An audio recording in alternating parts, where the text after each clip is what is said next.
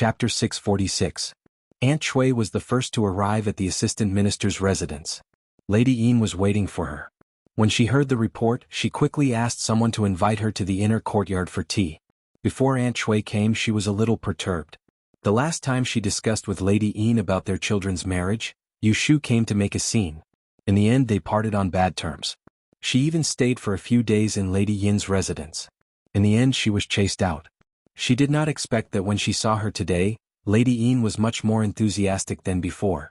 She treated her with good tea and water, and her words and actions were intimate. This made concubine Shui's worried heart feel at ease. After hearing a few good words, she secretly felt proud. She did not get married to an ideal husband, but she gave birth to a good daughter. Now she was a proper wife. Yin Foreign first complimented Shui Yinyang's golden hairpin and silk dress, and then sighed with emotion that things remain the same, but people have changed. Next, she mentioned Yu Shu. Your daughter is really not an ordinary person. Even His Majesty praised her and bestowed her with special honor. You, a girl really, even 10 sons of other people can't compare to you. That day, I had the intention to become in-laws with you. Now it seems that I really have climbed the social ladder. Your daughter is probably the son of a prince or prime minister.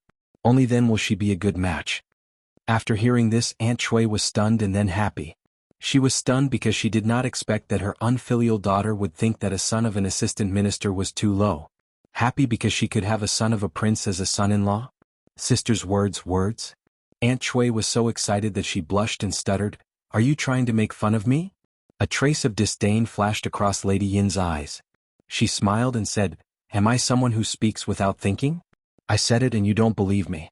Wait, I have a few guests here to chat about tea. If you believe me, I will help you find out which noble son in Anling City is still unmarried. I will let you choose a good one." Aunt Shui looked hesitant. Madame Yin was a little displeased. "What? Don't you trust me?"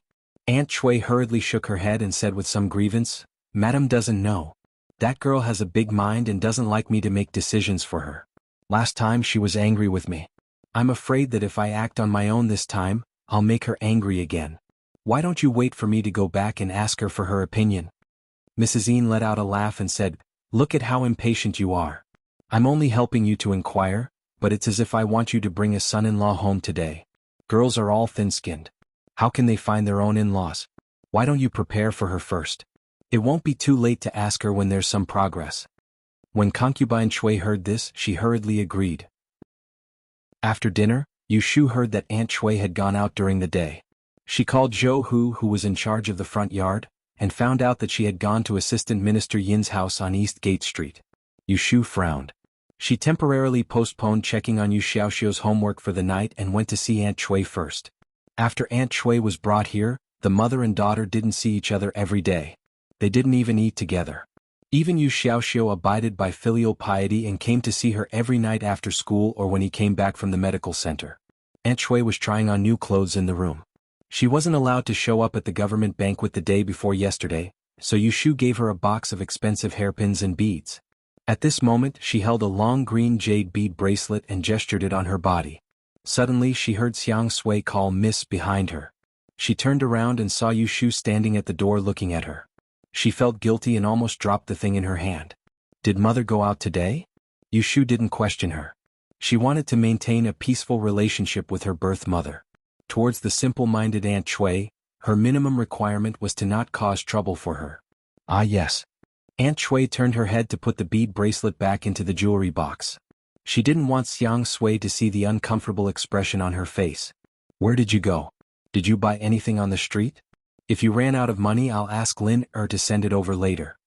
Aunt Shui wasn't stupid enough to think that she could hide where she went during the day from Yu Shu. She squeezed a smile and said, "Assistant Minister's wife invited me to have tea. I stayed at her residence for a while and hurried back." Yu Shu pretended to be surprised. "Assistant Minister Yin's residence? I was chased out by him last time and fell out with him. Why are you still in contact with him?"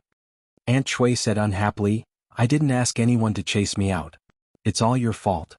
Seeing that Yu Shu was frowning in displeasure, she didn't dare to continue to blame her. She didn't even dare to mention that Lady Yin had given her advice. Yu Shu asked a few more questions. Aunt Shui only said that Lady Yin had invited her to have tea and complimented her on her clothes and jewelry. As for how she met and spoke with the other Furins, she didn't mention a word to Yu Shu. Yushu could tell that Aunt Shui was hiding something and knew that she wouldn't be able to get the truth out of her. She glanced at the young maidservant who was hiding in the corner, obviously afraid of her, and left with her people. Aunt Shui thought that she had escaped her interrogation and secretly rejoiced. Who would have thought that just as she fell asleep that night, Xiang Sui, who was guarding the door, was called away. In the east upper room, Xiang Sui trembled as she stood in front of Yushu with her head lowered. She whispered about Aunt Shui's visit to the assistant minister's residence during the day. Madame first met Lady Yin. The two of them drank tea together.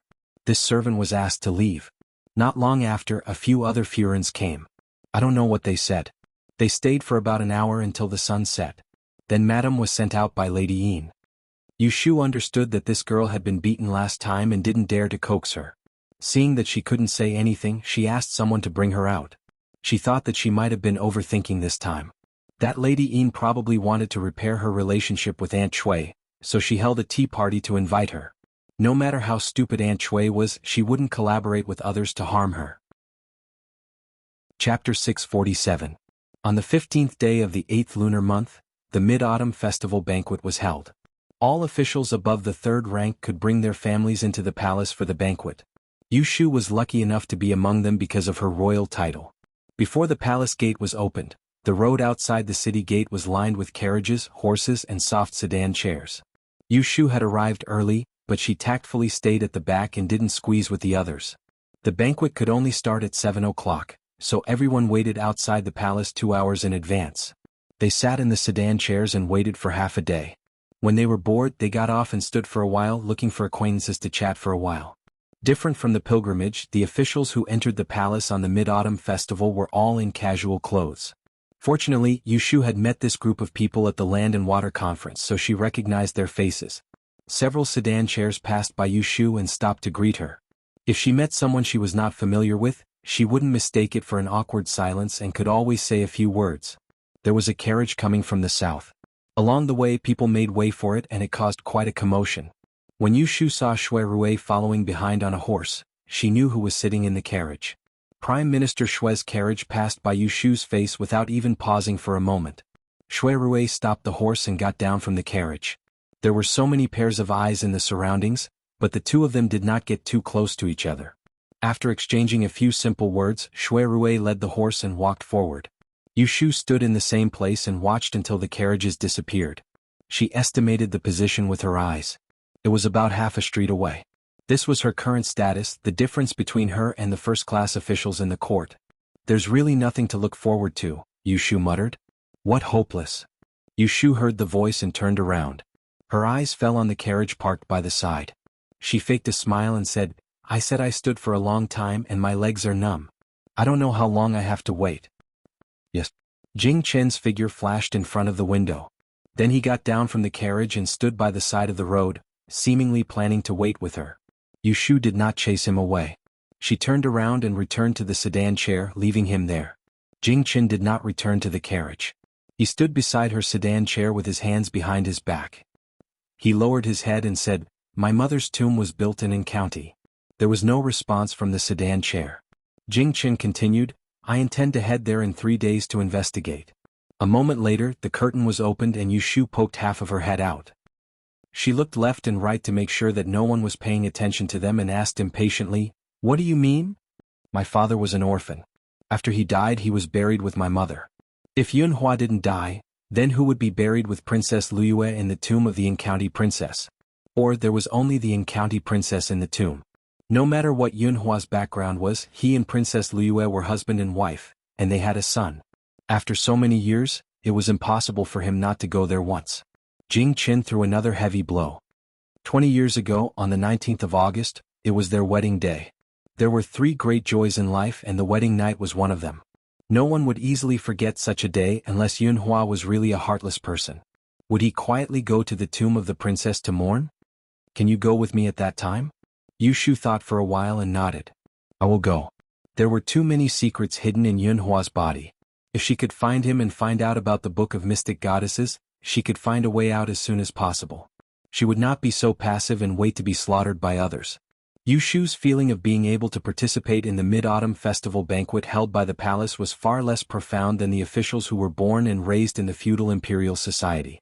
At the beginning of the banquet, Emperor Zhaoqing gave a speech of celebration, focusing on the prosperity of the De and dynasty and the strength of its people, implicitly affirming and praising himself.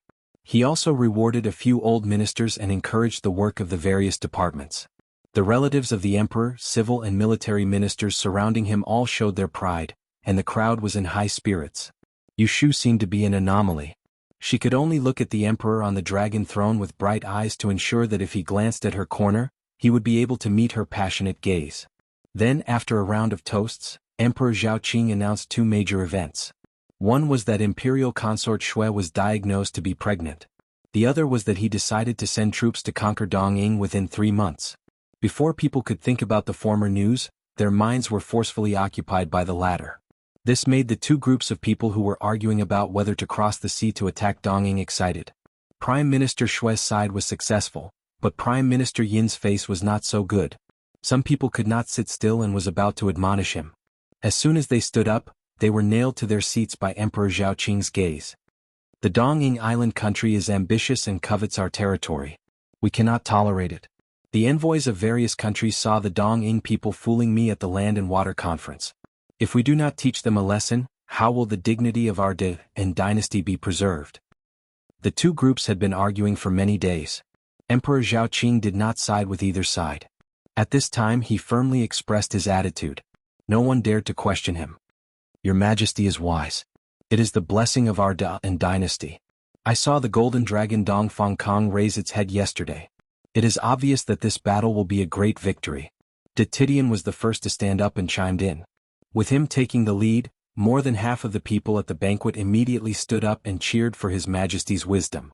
Many generals and old officials who used to lead troops immediately expressed their willingness to lead troops to battle and share the burden of His Majesty. They looked like they were willing to die 1,000 deaths. Yushu guessed what these people were thinking. Most likely they felt that with the strength of the Yin dynasty, attacking a small country like Dongying would be a piece of cake. This was a good opportunity to gain merit for free. They had to fight for it. Anyone who did not go would be stupid. Oh, except for those who were seasick.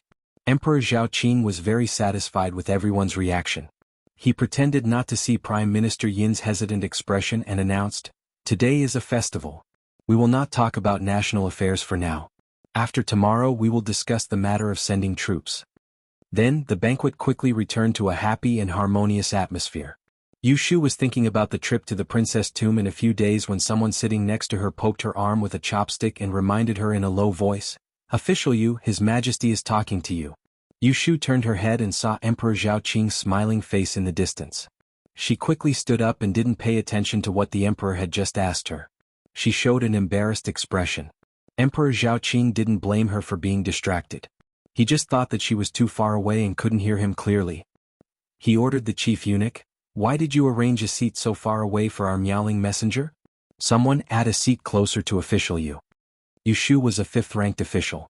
It was normal for her to be seated near the door in a banquet filled with 1st, 2nd, and 3rd-ranked officials.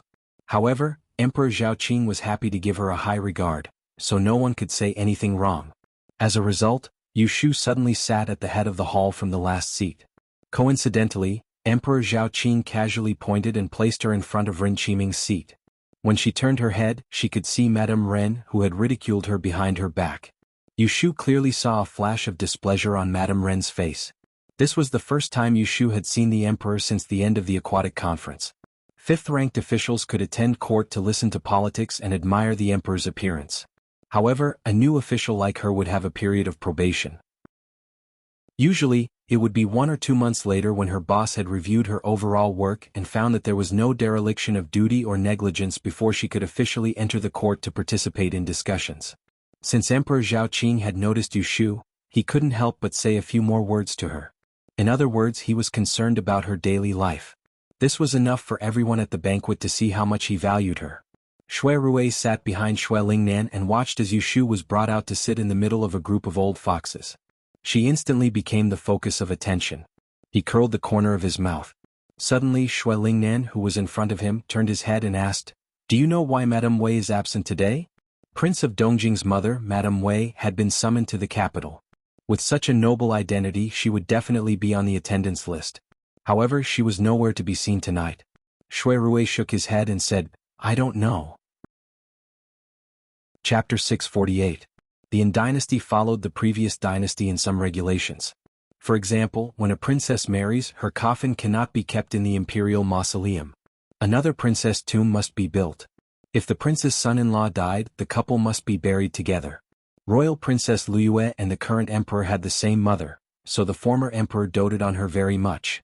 He ordered the imperial astronomer to choose a feng shui treasure cave for her, which was near in Xian, 30 miles west of Anling. Emperor Zhaoqing was obviously in a good mood at the palace banquet tonight.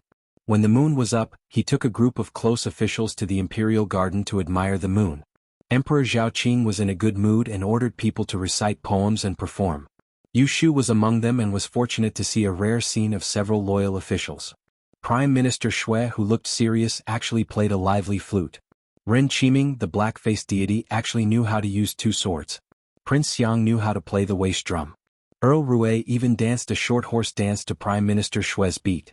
In short, all the officials that Emperor Zhaoqing cared about were picked out one by one to make him smile. No one was spared. Yu Shu quietly took 2 steps back and stood in an inconspicuous place. On one hand, she despised this group of unscrupulous officials.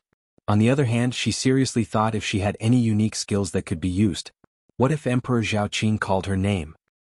Zhong Chui Palace noble consort Shui sat in the attic with a few layers of soft mattresses under her. She was dressed lazily and lightly powdered. She didn't wear the splendid clothes of the previous festivals. Because she was pregnant, Emperor Zhaoqing personally exempted her from going to Shiwu Palace to flatter the empress and celebrate the festival with the other concubines. The Zhonglong tortoiseshell table was filled with platters of fruits. Just the platters of mooncakes with different flavors, sweet, fragrant, savory, lotus and meaty. There were more than 20 of them. There were only 8 platters for the guifei. The extra half was given to her by the emperor, and the other half was given to her by the imperial kitchen. There were many servants in the palace. The news that noble consort Shui was beaten in Shiwu Palace had spread throughout Yeding. From the top to the bottom, everyone rushed to curry favor. The people in the imperial concubine's palace had been stifled for the past few years. Recently they could finally hold their heads high. Lu Tan sat on a stool on the other side of the long table, motionlessly looking at his mother who was personally peeling oranges for him. The wine glass in front of him had been replaced with tea. Before coming over, he had deliberately changed his robe that smelled of alcohol to prevent her from breathing in. It was a rare festival, so Emperor Zhaoqing allowed the princes who had left the palace to build their manners to reunite with their mothers, except for the 4th prince and the 11th prince who had been kicked out of the capital. Lu Tan had left the capital at a young age and returned once every 3 years. The number of times he had seen noble consort Shui in the past 10 years could be counted on one's fingers. However, this didn't change the fact that he admired noble consort Shui. There was almost no topic of idle conversation between this pair of mother and son. Noble consort Shui did not complain to him about the secrets of the inner palace, and Lu Tan did not tell her much about the matters of the previous court. However, it was almost time for the entrance to the inner palace. Tao Momo, who was watching the hourglass, reminded him. Only then did Lu Tan mention to noble consort Shui that he intended to ask Yu Shu to tell her fortune and seek her approval. Noble consort Shui's eyes, which had been as gentle as water all night, wavered slightly. Looking at her son who had unknowingly lost his immaturity, she asked, "Who gave you this idea?" Lu Tan replied, "It was your son who was worried about Mu Fei." Noble consort Shui instantly smiled like a flower. "Then let's do it this way. Bureau Kunling has my order card, but without your imperial father's verbal orders, I don't think they would dare to act on their own. It just so happens that in a few days I will summon you new to the palace. At that time, I will tell her in person and there will be no need to alarm the emperor." Before palace maids entered the palace, the celestial commissioner would check their birth 8 characters and annotate an order card. All of it would be copied into 2 copies. One copy would be locked in the Bureau of Shanggong and the other sealed with the Celestial Commissioner. For someone of noble consort Shui's rank, her order card wasn't something that anyone could casually read. Noble consort Shui herself knew what was written on it, but she didn't save herself the trouble and directly told Lu Tan to pass on the message. Lu Tan didn't think much of it. He just assumed that his mother was worried about Yu Shu and wanted to tell her in person. Seeing that it was getting late, he didn't linger and stood to bid farewell. The chief palace maid of Zhongcui Palace, Song Lan, led him out. On the doorway he met a palace maid who hurriedly ran in. She crouched down and bowed to him, then quickly left at Song Lan's signal. Lu Tan turned his head and saw her run into the pavilion where noble consort Shui stayed. What had happened? He couldn't stop thinking about it until he walked out of the back palace, which was filled with many corners and corridors. As for noble consort Shui, because she had just heard a piece of news, she changed her clothes and went to sleep. The seventh prince, who was under house arrest in Ningguang Fu, somehow managed to obtain Emperor Zhaoqing's permission to enter the palace without a word. He didn't participate in the banquet before the court but stayed in Yongla Palace for half an hour. On the second day after the mid-autumn banquet, Emperor Zhaoqing reiterated his decision to send troops to conquer the Dongying last night. He had the civil and military officials nominate a leader. When the court was about to end, he found an excuse and lifted Ningguang's house arrest. The headless case of the imperial envoy in Pei County caused the 11th prince, Lu Yi, to fall from his horse. Lu Hao, who had set up the trap, also didn't benefit. Because he was involved in the case, he was grounded by Emperor Zhaoqing for 3 months. In less than 2 months he was released. The officials in the court were not at all surprised. After all, it was common knowledge that Emperor Zhaoqing favored the 7th prince. Thus, that afternoon, the gates of Ningguang Fu, which had been closed to all visitors, resumed its traffic. It was as if the desolation of the past few days had never passed. Yu Shu had heard the news from Shui Rui. She hadn't been able to speak in time in the palace last night. In the morning, Shui Rui had sent someone to the Celestial Commissioner to send a message and arranged for the two of them to find a nearby restaurant to spend their lunch. He got off easy. Yu Shu frowned and took a sip of wine. That time in Pei County, Lu Hao had almost plotted against Shui Rui and her and killed an imperial envoy. Just like that, Lu Yi had been made a scapegoat and had been imprisoned for a few days. Autumn was cold.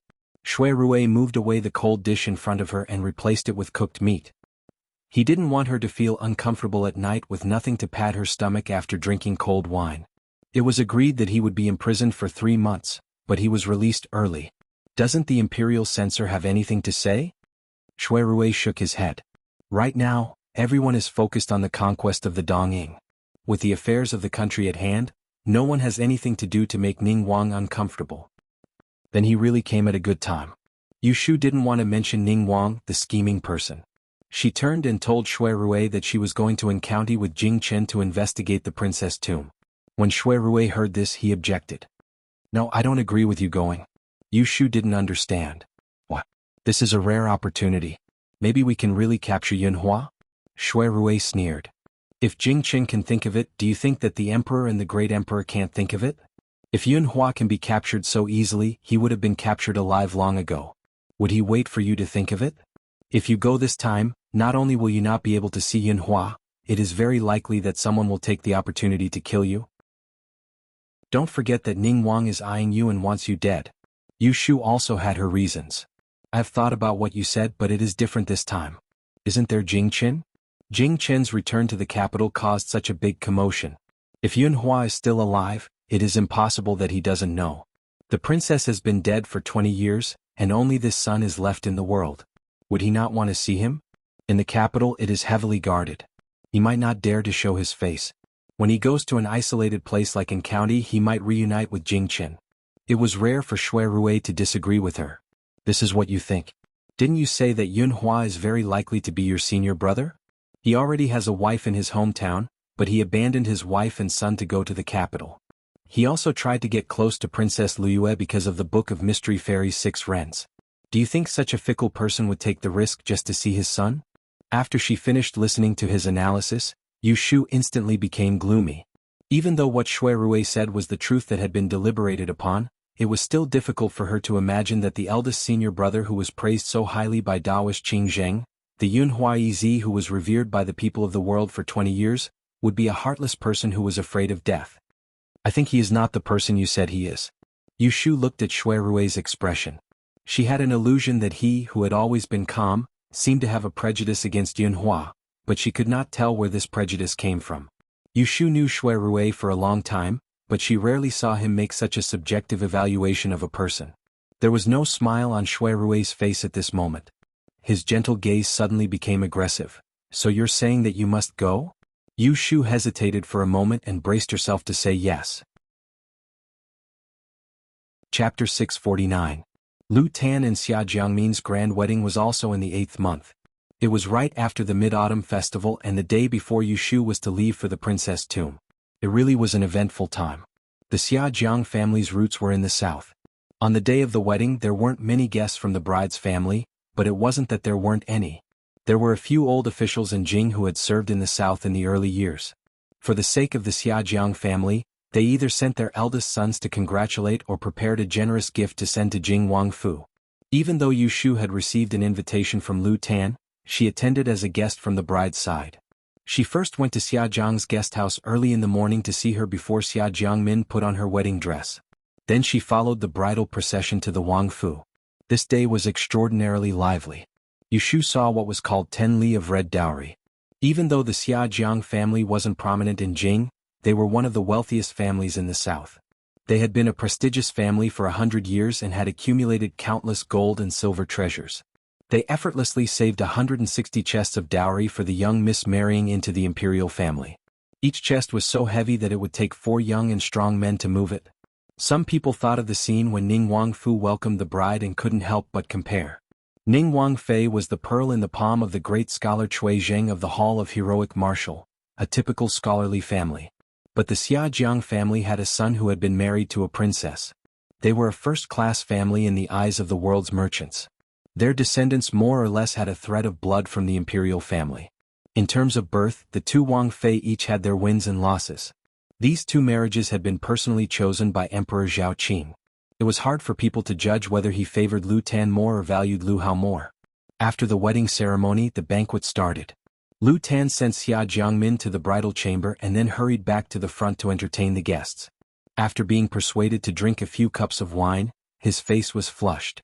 Anyone with eyes could see that he was very satisfied with this marriage. The new Wang Fei stayed in the bridal room. The female guests said auspicious words and left one by one. In the end, only Yu Shu was left to accompany her. "Ashu, are you still here?" Xia Jiangmin wore a bright red wedding dress and sat on the edge of the bed. She had to wait for the groom to come and take off the dragon and phoenix veil. She had to wait for the groom to come and take it off. "Yes, I haven't left." Yu Shu was standing in front of the window, observing the pair of gold-painted red candles. When she turned around, she saw Xia Jiangmin sitting there with her head covered. Her small white hands were clutching her knees. With one glance, anyone could see that she was uneasy. Yu Shu walked over and said to the 2 maids guarding the bed, "Go get some hot water for your Wang Fei to wipe her hands and feet and get rid of the sweat." The 2 of them looked at me, I looked at them and stood motionless. One of them was petite and had very beautiful eyebrows. She raised her head and replied, "His Highness ordered us to guard the new Wang Fei." We didn't dare to move. When Yu Shu saw that these 2 people were not from Xiajiang's dowry, she couldn't order them around for a moment. "If I tell you to go, then go. Why are you being so long-winded? His Highness told you to watch over me, not to watch over a criminal." Xia Jiangmin was displeased. "I wouldn't dare." The 2 of them anxiously excused themselves and quickly walked out. They passed the screen but didn't forget to close the door. They ordered the maids outside to leave and only dared to whisper to each other when they were far away. "What? You've just entered the mansion and you're already putting on airs as a princess. Shu Ping don't talk nonsense." "I didn't. I know you feel wronged. We were also sent by the palace to serve Wang Yi.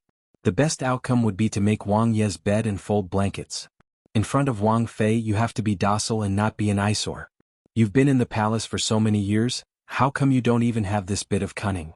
While the 2 of them were whispering to each other, Xia Jiangmin, who was anxiously waiting for her wedding night, had no idea that one of the 2 maids who had just gone out would become her nightmare in the future.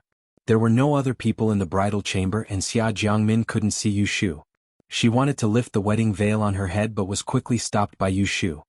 "Don't move. Wait for the bridegroom to come back and then lift it. It's a good sign." As she spoke, Yu Shu sat on the embroidered stool beside the bed and held Xia Jiangmin's sweaty hand. She jokingly said, "I see that your hands and feet are cold. Are you nervous or anxious?" Xia Jiangmin held her dry and slender hand back. Her heart couldn't help but calm down. She stared at Yu Shu's straight boots through the gap under the wedding veil and stubbornly said, "There will be a day when you get married." Yu Shu joked with her for a bit and then said seriously, "I have an urgent matter to attend to, so I have to leave the capital for 2 days. I have to leave in a bit, so I won't be able to attend your wedding. On your wedding day I will be happy for you. There are some things that I shouldn't say. Just treat it as me talking too much." "What can't the 2 of us say?" Xia Jiangmin hurriedly said. Yu Shu smiled slightly. even though she didn't want to see her. "From now on, you are the mistress of Ning Wang Fu. I see that Ning Wang is full of ambition and will not be satisfied with being an idle marquis. No one can predict what will happen in the future. I can only remind you as husband and wife with Ning Wang, it's best not to do anything rebellious, not to fight because of anger and not to have a competitive heart." After Xia Jiangmin heard Yushu's 3, "It's best not to," her uneasy heart rose another level. Before she got married, her father had a heart-to-heart talk with her. He had repeatedly told her to be respectful and submissive to Ning Wang and not to throw a tantrum. He had vaguely told her that Ning Wang would have great accomplishments in the future, but it wasn't as deep as what Yushu had said. Yushu didn't see her respond and assumed that she was frightened by her. She wanted to say a few words to comfort her but was worried that she wouldn't listen to her advice and would suffer in the future. Regarding Ning Wang, Yushu had seen it for herself and heard it from Shui Rui. He definitely wasn't a person blinded by lust. It wasn't realistic to hope that he would be a good man who doted on his wife. Lu Tan was young and mature, tolerant and astute. Emperor Zhao Qing had forced him to Longhu Mountain for 10 years, but it hadn't been able to wear away his ambition. It could be seen that in the near future he would grow into a ruthless character comparable to Ning Wang. The schemes that Xia Jiangmin had cultivated were completely at the level of elementary school. How could she be qualified for the position of Ning Wang Fei? Yushu didn't have the experience of marriage and didn't understand men very well, but she looked at Wang Fei as a position. Xia Jiangmin was like an intern with education but no experience. Ning Wang wasn't her business partner, but a boss who had absolute power. The entire matter would be easy to handle. The advice she gave was also the employee code that she had concluded when she was working for someone in the investment bank. Don't try to go against your boss. He can be impulsive but you can't. Of course, she sincerely hoped that Xia Jiangmin and Lu Tan would grow in love over time, and that they would be in harmony, and that they wouldn't treat each other with respect. "Ashu," Xia Jiangmin, who had been silent for a while, suddenly spoke, "I will be a good Wang Fei. You don't have to worry about me." Even if it was for her Si Jie who had been killed, she would be a good wife to Ning Wang. She wouldn't let the people who schemed against the Xiajiang family get what they wanted. And Yushu raised her hand and hesitated. In the end, she patted her shoulder twice through the heavy daughter-in-law. "Ming Ming, I'm leaving you rest." Xia Jiangmin listened to the sound of Yushu's footsteps leaving and silently counted. When she reached the door, she couldn't resist lifting a corner of the wedding veil. When she raised her head, she could see the slender figure of Ming Ming. She was wearing the robes of Shi, which made her back line look straight. The red candles in front of the window were dazzling and made her remember that frightening night. On the merchant ship that had narrowly escaped death, the youth that had saved her kept calling in her ears while she was unconscious, Ming Ming, wake up." The tears that hadn't fallen the moment she stepped out of the house in the morning actually flowed out now. She quietly said to the back of the figure that had already closed the door and left, "Ashu, I don't want to be a Wang Fei, I would rather just be Xia Ming." She really hoped that this was a dream and that someone would wake her up again. This trip to the princess tomb would take at least a day's journey. Because Yushu had to send Xia Jiangmin off for her wedding, she had arranged to leave in the afternoon with Jing Chen beforehand. Shui Rui also could not miss Ning Wang Fu's wedding. The two of them drank the wedding wine in front of them while the other instructed her best friend and left the Wang Fu one after the other. When they rode at the same time to the west of the city, Jing Chen was already waiting there. There was only one carriage accompanying him, traveling lightly. Yushu was very shocked. She had thought that the emperor and the great Tiandao would at least send a troop of imperial guards to protect Jing Chen. Who would have thought that Jing Chen would only bring a coachman to drive the horse? Was there an expert lying in ambush? Jing Chen was very surprised. He hadn't thought that Shui Rui would follow. Shui Rui was the calmest.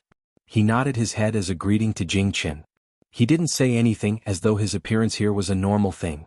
As the middleman, Yushu appeared to be in a slightly awkward situation. Speaking of these two men, one could be considered as her ex-boyfriend, and the other could be considered as her current boyfriend. She was sandwiched between her ex-boyfriend and her current boyfriend. Why didn't she consider this problem before? She was fooled by Shui Rui into agreeing to let him travel with them. Ahem. She cleared her throat and took the initiative to explain to Jing Chen, one more person means one more helper. As the saying goes, 3 heads are better than Zhuge Ho. Even if that person has the wisdom of Kong Ming, the 3 of us are much smarter than ordinary people. Jing Chen was good at martial arts and he was a super expert. It was not a problem for him to fight against 10 people alone. Shui Rui was extremely smart. As for Lin Mingya, she shamelessly boasted that she was both smart and brave. If the three of them worked together, as long as Yun Hua dared to show up, he would not be afraid of running away. The more Yu Shu thought about it, the more she felt that it was reasonable. She couldn't wait any longer. She looked at the sun in the west of the city and said to the two of them, "Let's get out of the city quickly. I don't think we can make it before dark. If we want to spend the night tonight, it's best if we go to a nearby village. Don't sleep in the open." Jing Chen was not an indecisive man. Since Shui Rui was here, even if he felt that this trip had nothing to do with Shui Rui, he would not chase him away and put Yu Shu in a difficult position. Shui Rui was also not a person who liked to cause trouble. He did not show off in front of Jing Chen. The two men looked at each other in silence and followed after Yu Shu. Chapter 650. The year 2010 was just the beginning. Guizi wrote New Tang Dynasty Lost Jade, and now, all things are easy. Step by step, it went from immature to mature and gradually gained many readers. It was you who made Guizi grow. I'm grateful. Today's interview was very lively. No matter if they knew or didn't know each other, Guizi had to say a word of thanks here. Because I'm slow, I didn't post the closing words of the interview at the last minute, so I'll just add them here. Thank you to all the readers who read and follow my articles. Guizi will continue to work hard to write good articles and live up to everyone's expectations and love. I'm very honored to have the opportunity to be a guest in a famous interview and communicate with everyone directly. Time is short, so I can't answer each and every one of your questions or greetings. I hope everyone can forgive me. If there's anything that's not considerate, please forgive me. Chapter 651. In the future, the number of daily updates might decrease or even stop updating. I hope everyone can understand. Chapter 652. Wei Guofuran had entered Jing in the 7th month. Zhao Qing Emperor had used the Empress name to summon the mother and daughter pair from the northeast. His wariness of Dong Jing Wang could be seen. Wei Guofuran had entered Jing not just to eliminate Zhao Qing Emperor's suspicions of her son, but to choose a legal Wang Fei for Dong Jing Wang, who was over 30 and still single. In less than a month, the Empress had summoned Jiang Shi and her daughter to the palace a few times. In front of them, she had mentioned a few daughters of noble families. There were those from scholarly families, those from prestigious families, and those from the nobility of Jing City. All of them were talented, beautiful, and virtuous. It was clear that she wanted Wei Guofuran to choose from among them. Once she made up her mind, she would ask the emperor to decree the marriage. Wei Guofuran heard all of them were good but didn't have any intentions of making a decision. When she returned to the Fu and Jiang Mia asked, the old foreign smiled coldly and said, "Luckily I came. Otherwise, the emperor might have found some kind of embroidered pillow for your eldest brother." Wei Guofuran hadn't been back to Jing for more than a decade, but that didn't mean she was deaf. She didn't like any of the noble daughters that Empress Rui had mentioned. Her eldest son was accomplished in both literature and martial arts. He was one of the best men in the world. He should have a good woman that was worthy of him. Then what kind of wife does mother want to find for eldest brother? Jiang Mia massaged her mother's shoulders as she asked curiously. Madame Wei closed her eyes and leaned back. Her temperament can't be soft. As the daughter-in-law of our Jiang family, she must first be strong. Otherwise, if a delicate girl starts crying every time the wind and rain hits her, your big brother will definitely get sick of it. This talent can't just have a face and a reputation for talent. The most important thing is to be able to help your eldest brother. This requires her to have broad vision and shrewdness. Her family background can't be too good either. Otherwise, the daughter raised will have her eyes at the top. How can she marry far away to live in our Ningdong city? She will think about her paternal family in Jing City every few days. Sooner or later, she will side with outsiders. She heard that the emperor had the intention of marrying the young princess of Xiang Prince residence to her son, but Lady Wei politely declined.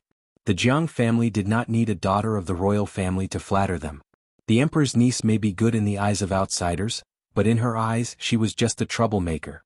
She was marrying a wife for her son, not inviting a Buddha to come home and worship her. Luckily, for some reason, the emperor had given up on this rotten idea. Rui Empress didn't even mention the name of that Shi Wenjunju in front of her. Standing behind her mother, Jiang Mia's eyes darted around and she suddenly burst out laughing. Madame Wei's train of thought was interrupted, and she asked in a bad mood, "What are you laughing at?" Jiang Mia moved closer to her ear and said, "Mother, I do know of a person who has to abide by these rules and regulations. She, Madame Wei opened her eyes with a whoosh. In the palace, at dusk, Emperor Zhao Qing and the great Tidian sat on the balcony of the imperial garden, admiring the red maple leaves. The attendants were all waiting downstairs. No one dared to disturb them. Have Jing Chen and the others left the capital? The great Tidian answered, looking at the time. They have already reached the outskirts. The maple tree beside the building was very tall, its branches and leaves extending to the balcony. Emperor Zhao Qing could touch it with his hand. He casually plucked a leaf and muttered to himself, Zhen has sent those death warriors to protect them in secret. Jing Chen's skills are high, I'm not afraid they won't be able to deal with any danger. Originally he shouldn't have been in a hurry.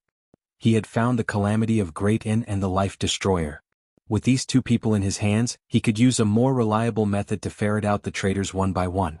But something had just happened in the palace and he couldn't wait any longer. He had to quickly take care of those people who were in the way so he could focus on planning what he wanted to do. The great Tidian didn't seem to notice that Emperor Zhao Qing's mind was wandering. He lowered his head to drink his tea, savoring the taste in each sip. The three of them left the city in the afternoon. After 2 hours of travel, the sky darkened. The coachman driving the carriage was mute, but he knew the way very well. Seeing that the sky was about to turn dark, he gestured to Jing Chen and pointed out a small path to the nearest village. They hurried along slowly and settled down before the sky turned dark. The population of the small town was less than 2,000. There was only one inn in the town and there were few guests. Behind the guest rooms on the second floor was a cowshed. The smell wasn't very good, but they weren't picky and it was better than sleeping on the side of the road. The 3 guest rooms were next to each other. Yu Shu slept in the middle room. If something happened in the middle of the night, Jing Chen and Shui Rui would be able to respond immediately. It was worth mentioning that Jing Chen somehow convinced Emperor Zhao Qing to send several pairs of eyes to follow Yu Shu and Anling and didn't follow them out of the city. Before going to bed, Yu Shu checked the doors and windows again. She was worried and placed a few teacups in the middle of the window crack. If someone wanted to sneak in through the window, she would wake up if the cup fell to the ground. She didn't want to be like the unlucky imperial envoy who was killed in her dream. In the middle of the night, Jing Chen was sleeping with his clothes on. Hearing the knock on the door, he turned over and sat up. He opened the door without saying a word. Seeing the person standing at the door, he didn't ask why he came. He turned sideways to let him in and then closed the door. Shui Rui placed the candle in his hand on the table and sat down. When Jing Chen closed the door and stood opposite him, Shui Rui then raised his head to scrutinize Jing Chen's expression. The first sentence that came out of his mouth was a question, and it was also very certain. You're planning to use Shu as bait? Jing Chen's calm eyes had a slight fluctuation, and his long breath paused for a moment. Shui Rui's question made him recall that a few days ago, the great Tidian came to find him at Taishi Tower for a secret talk. He said that they had found the accomplices of the traitors in Taisher Library. He said that they couldn't act rashly and could only force them to walk into the trap. He said that if they couldn't catch this group of traitors as soon as possible, sooner or later, they would attack Yu Shu. Therefore they made arrangements for him to find an excuse to bring Yu Shu out of the heavily guarded capital to lure the traitors out of their hole. I will protect her and won't let anything happen to her. Listening to Jing Chen's half-admitted answer, Shui Rui was so angry that he laughed. So you lied to her and said that you wanted to find the princess tomb to look for Yunhua? When he heard about this from Yu Shu, he guessed the truth. He advised her not to go, but she didn't listen, so he could only follow her. I didn't lie to her. Jing Chen's voice became low. I did come to look for my father. He wouldn't listen to De Tiao's words. They all thought that he was a puppet who would only listen to others. He would believe whatever they said and he wouldn't doubt what they didn't say.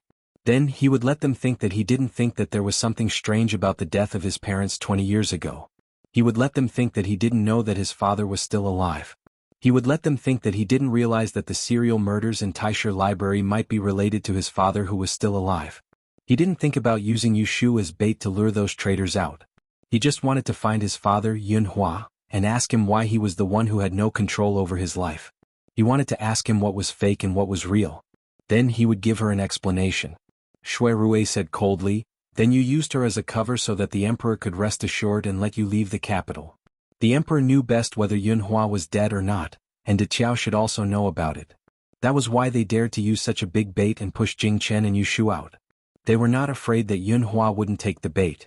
Jing Chen was not stupid at all. When Yu Shu told him that Yunhua was not dead, he didn't show it, but he dared to take Yu Shu and risk going to the princess tomb to seek confirmation. Because without Yushu, he couldn't leave Anling City alone. Without Yushu, Yunhua might not show up. Don't you feel a little guilty for using her like this? Shui Rui could see Jing Chen's steps clearly, but he couldn't understand his actions. You can think whatever you want. Jing Chen didn't refute his words. He turned his head to look next door and said slowly, "You can go and tell her the truth now. I won't stop you." Shui Rui shook his head and said, "Tell her she will go with you. I know Shu better than you. She might be afraid of death, but at the same time she was also brave. She could take the risk to see Yunhua once. Even if she knew that she was being used by Jing Chen, she would not retreat. So whether he told her or not, the result would be the same." Jing Chen turned his head and looked at him. Shui Rui stood up and said, "I won't talk too much. You're on your own." After Shui Rui left, Jing Chen was not sleepy at all. He blew out the white candle left by him and sat on the bed to meditate until the rooster crowed. At dawn, the three of them had a simple breakfast in the small shop and immediately set off. Nothing special happened along the way. When they arrived at the inn county, they happened to be in time for lunch. When they arrived at the inn county, they were close to the princess tomb. If they left the city and walked north, it would take them at most an hour. It would be faster if they rode a horse. Shui Rui chose a restaurant not far from the city gate to stay. He stored the horses and went to the backyard to check out the rooms. After that, they went to the front of the restaurant to order food. The restaurant was facing the street. The inn county was a small county with a concentrated population.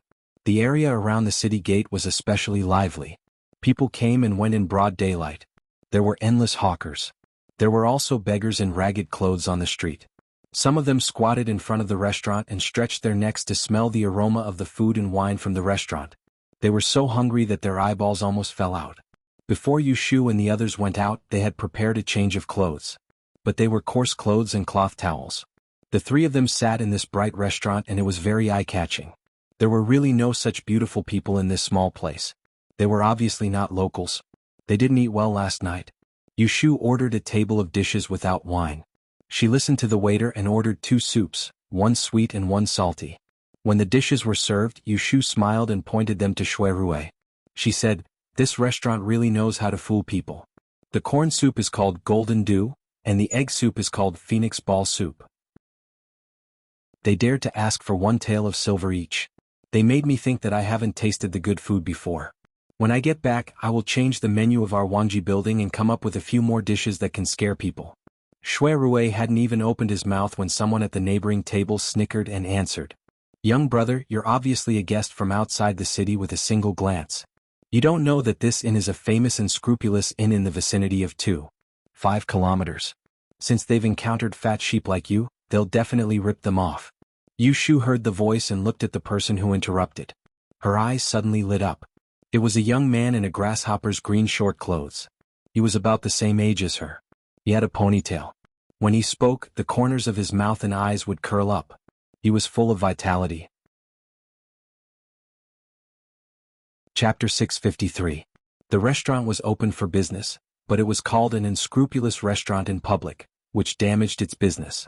The restaurant would definitely not accept it. The waiter who was serving must have asked for an explanation in front of the meeting. "Sir, how can you say that? Our humble restaurant has always been honest and fair in our business. We don't force anyone to buy or sell. Why is it a scam in your mouth?" The young man raised the corner of his eyes and pointed at the 2 bowls of soup on Yushu's table next door. He said, "How much is an egg? How much is a corn cob? How much is this soup that's cooked with such little ingredients? You actually have the nerve to charge people 2 taels for it? Don't think that we don't know that there are a lot of dishes in this restaurant that are scamming people. You purposely pick out dishes from outsiders.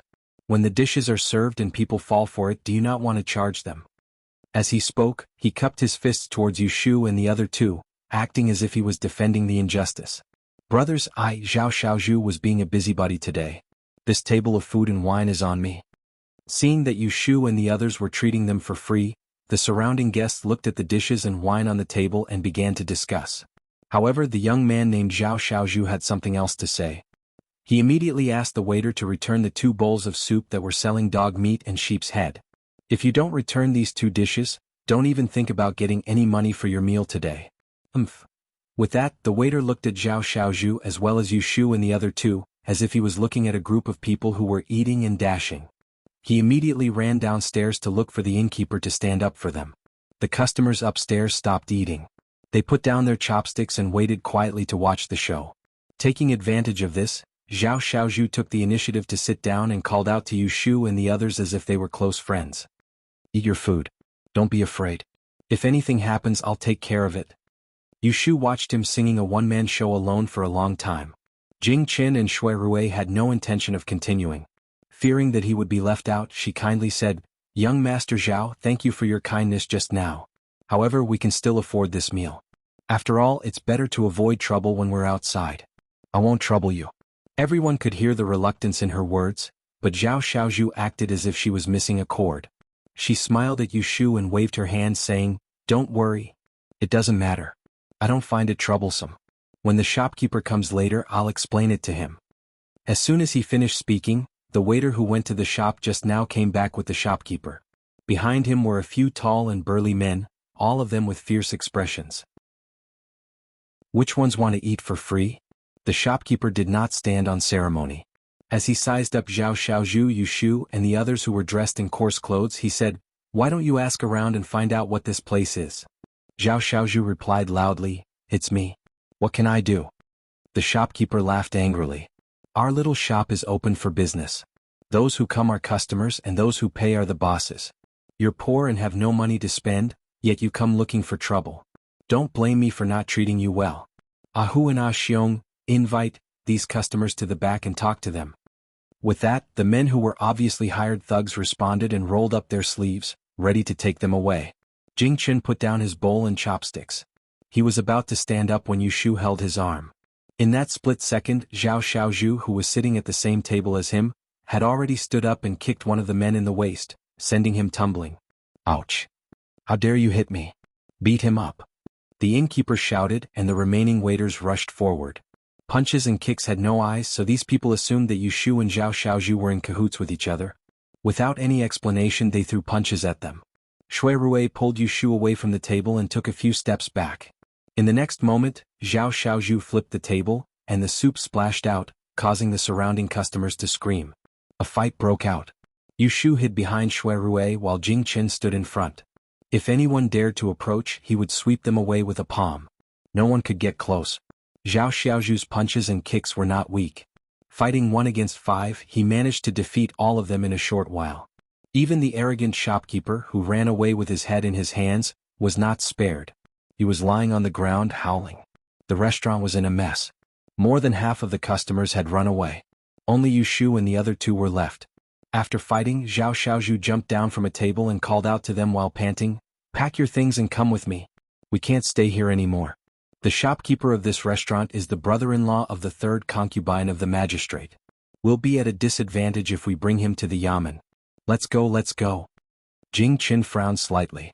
Yu Shu turned to Shui Rui and said, "Big brother, second brother and I will go to the back to get our luggage."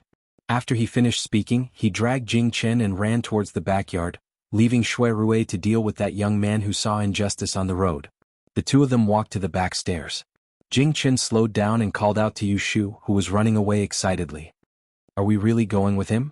Just now, based on Yu Shu's reaction, he was certain that there was something wrong with the young man named Zhao. He was probably after them.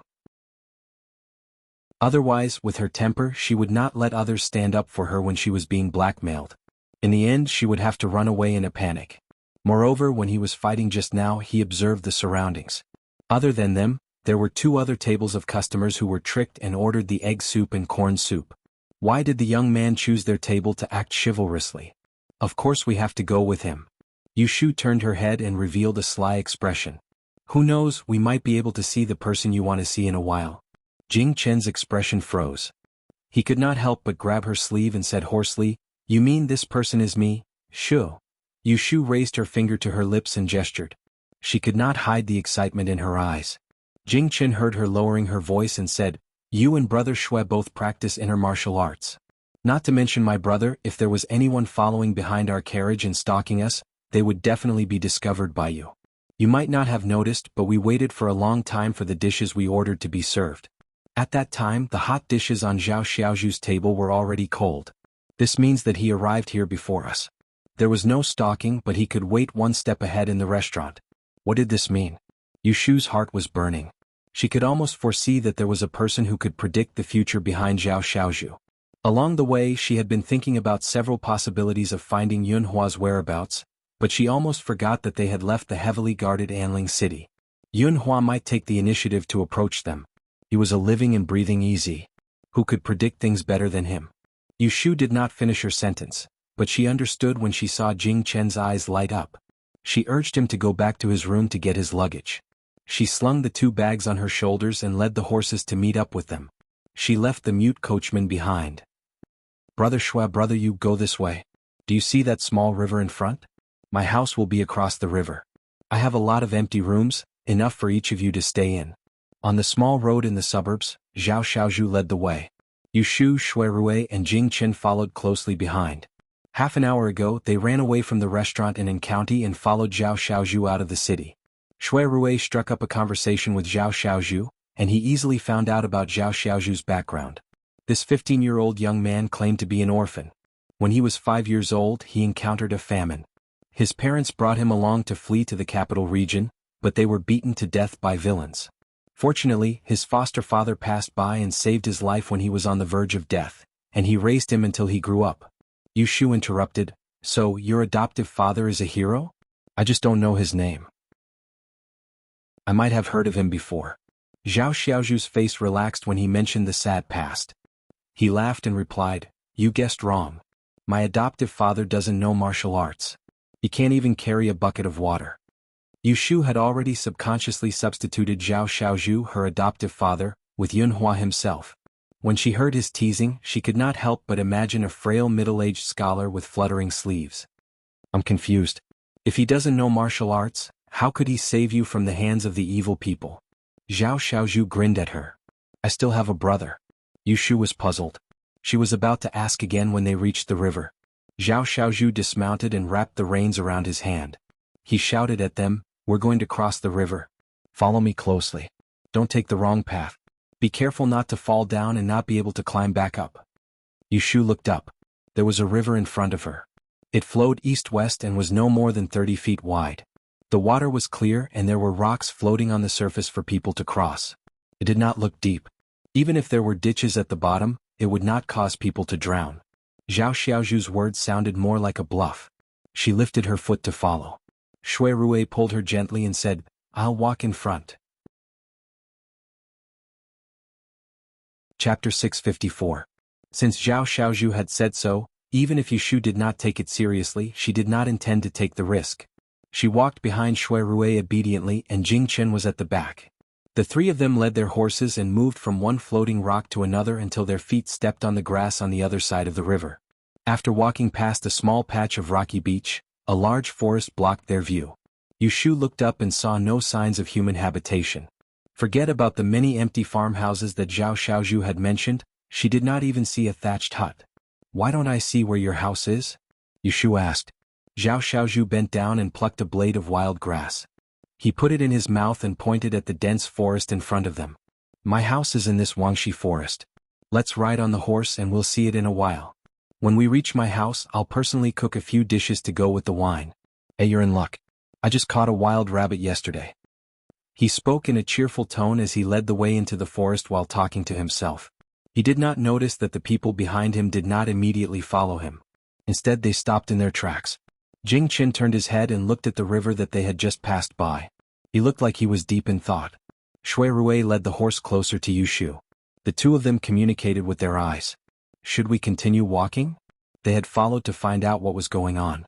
If they continued walking into the forest, no one could tell who would be waiting for them. Perhaps it would be Yunhua, or perhaps it was the culprit behind the 3 murders in Taisher Library. Yushu touched Little Red, who had its head lowered as it chewed on the grass. She thought about it and nodded at him. Before they set off, she had used the 6 recombinant lines and the time of calamity to predict the good and bad luck of this trip. In case she accidentally fell into a trap, she would not have to worry about her life just based on the divination. As long as she did not die, there was nothing to be afraid of. She turned her head and wanted to call out to Jing Chen, but she found that he had already walked in front of her without hesitation and followed Zhao Xiaozhu. This forest was much larger than Yushu had imagined. The deeper she went, the taller and thicker the trees became. They stood upright in the wilderness, their roots scattered all over the place, blocking the sky and the sun. It was difficult to tell the direction, as if she had fallen into a maze.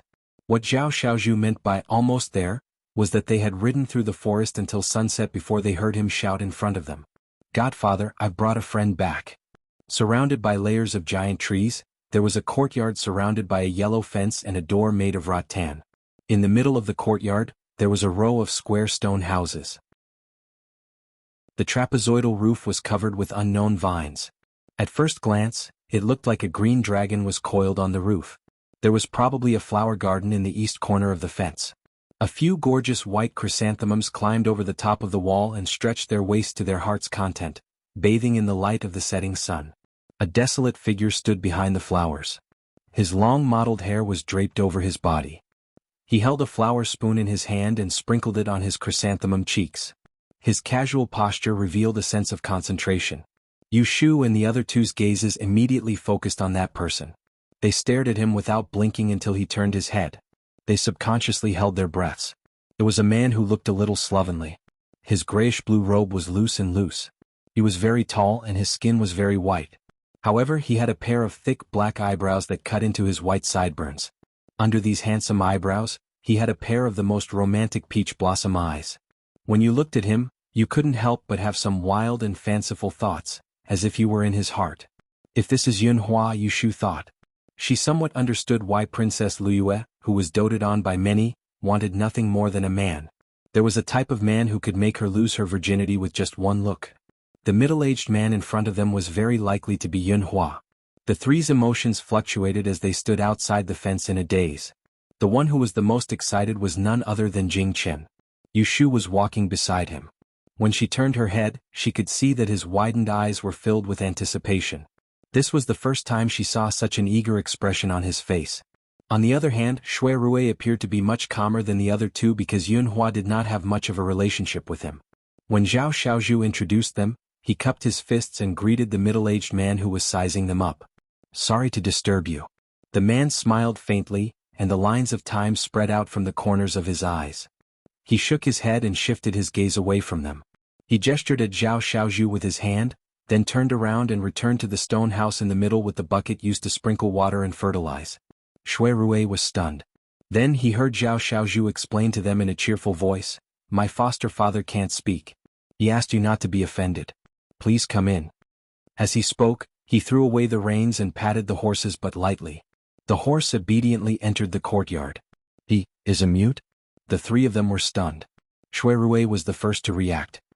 He patted Jing Chen, who had all his thoughts on his face, and said nonchalantly, "The courtyard isn't big. There isn't much room in the yard. We can tie the horse outside." Even though Jing Chen had thousands of questions to ask, he was still rational. He knew that he could not rashly go forward to identify the man, so he followed him in silence to find a place to tie the horse. Yu Shu saw that Shui Rui was giving her a look. She passed her little red horse to him and followed behind Zhao Xiaozhu. She wanted to get close to the man first. "Xiaozhu." Yu Shu no longer called him young Master Zhao. She looked around the fenced house and asked Zhao Xiaozhu in a low voice, "Xiaozhu, what's your foster father's surname? What is your adoptive father's surname? How should we address him?" Zhao Xiaozhu was squatting by the water tank, scooping up water to wash his face. He told her in a muffled voice, "My foster father's surname is Feng. His nickname is Mr. Yinya. You can call him whatever you want. He's very friendly." If his surname is Feng, shouldn't his surname be Yun? Yu Shu remembered that Yun Huazi's real name when he participated in the Diyin examination was Yun Mufeng. She followed suit and bent down to wash her hands. She continued to ask, "I see that your place is so secluded, and your foster father loves gardening. Could it be that he's a master who hides himself from the world?" Hearing this, Zhao Xiaozhu wiped his face, raised his head and squinted at her. Yu Shu was stared at by him for a while. She thought to herself, "This Mr. Yinya looks like he doesn't want to reveal his identity. Then we shouldn't rush forward to identify him. What if he's not? What if he refuses to admit it?" Whether he is or not, Yu Shu's heart was like a cat's paw. The truth was right in front of her, just one step away. It made her heart itch unbearably. Shui Rui sent Jing Chen to a faraway place by the fence.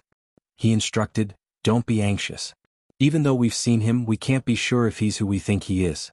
Don't be impatient. Let's see what he's up to before we make our next move." Jing Chen looked in the direction of the stone house. After a while, he reluctantly nodded his head. Shui Rui looked at his restrained expression and laughed at himself. He said, "At least you know that your father is still alive." Jing Chen blinked his eyes and looked back at him with a puzzled expression. He probably felt that his sudden emotion was a little strange. Shui Rui did not explain. He smiled bitterly in his heart. Chapter 655. Yu Shu and her group settled down at the Gui Gui residence. Zhao Xiaozhu's sworn brother was away from home, so there were 3 empty stone houses, enough for each of them. Mr. Yenye, who was suspected to be Yunhua, was a mute. Yu Shu was scratching her heart to find out if he was the other disciple of Taoist Qing Zheng.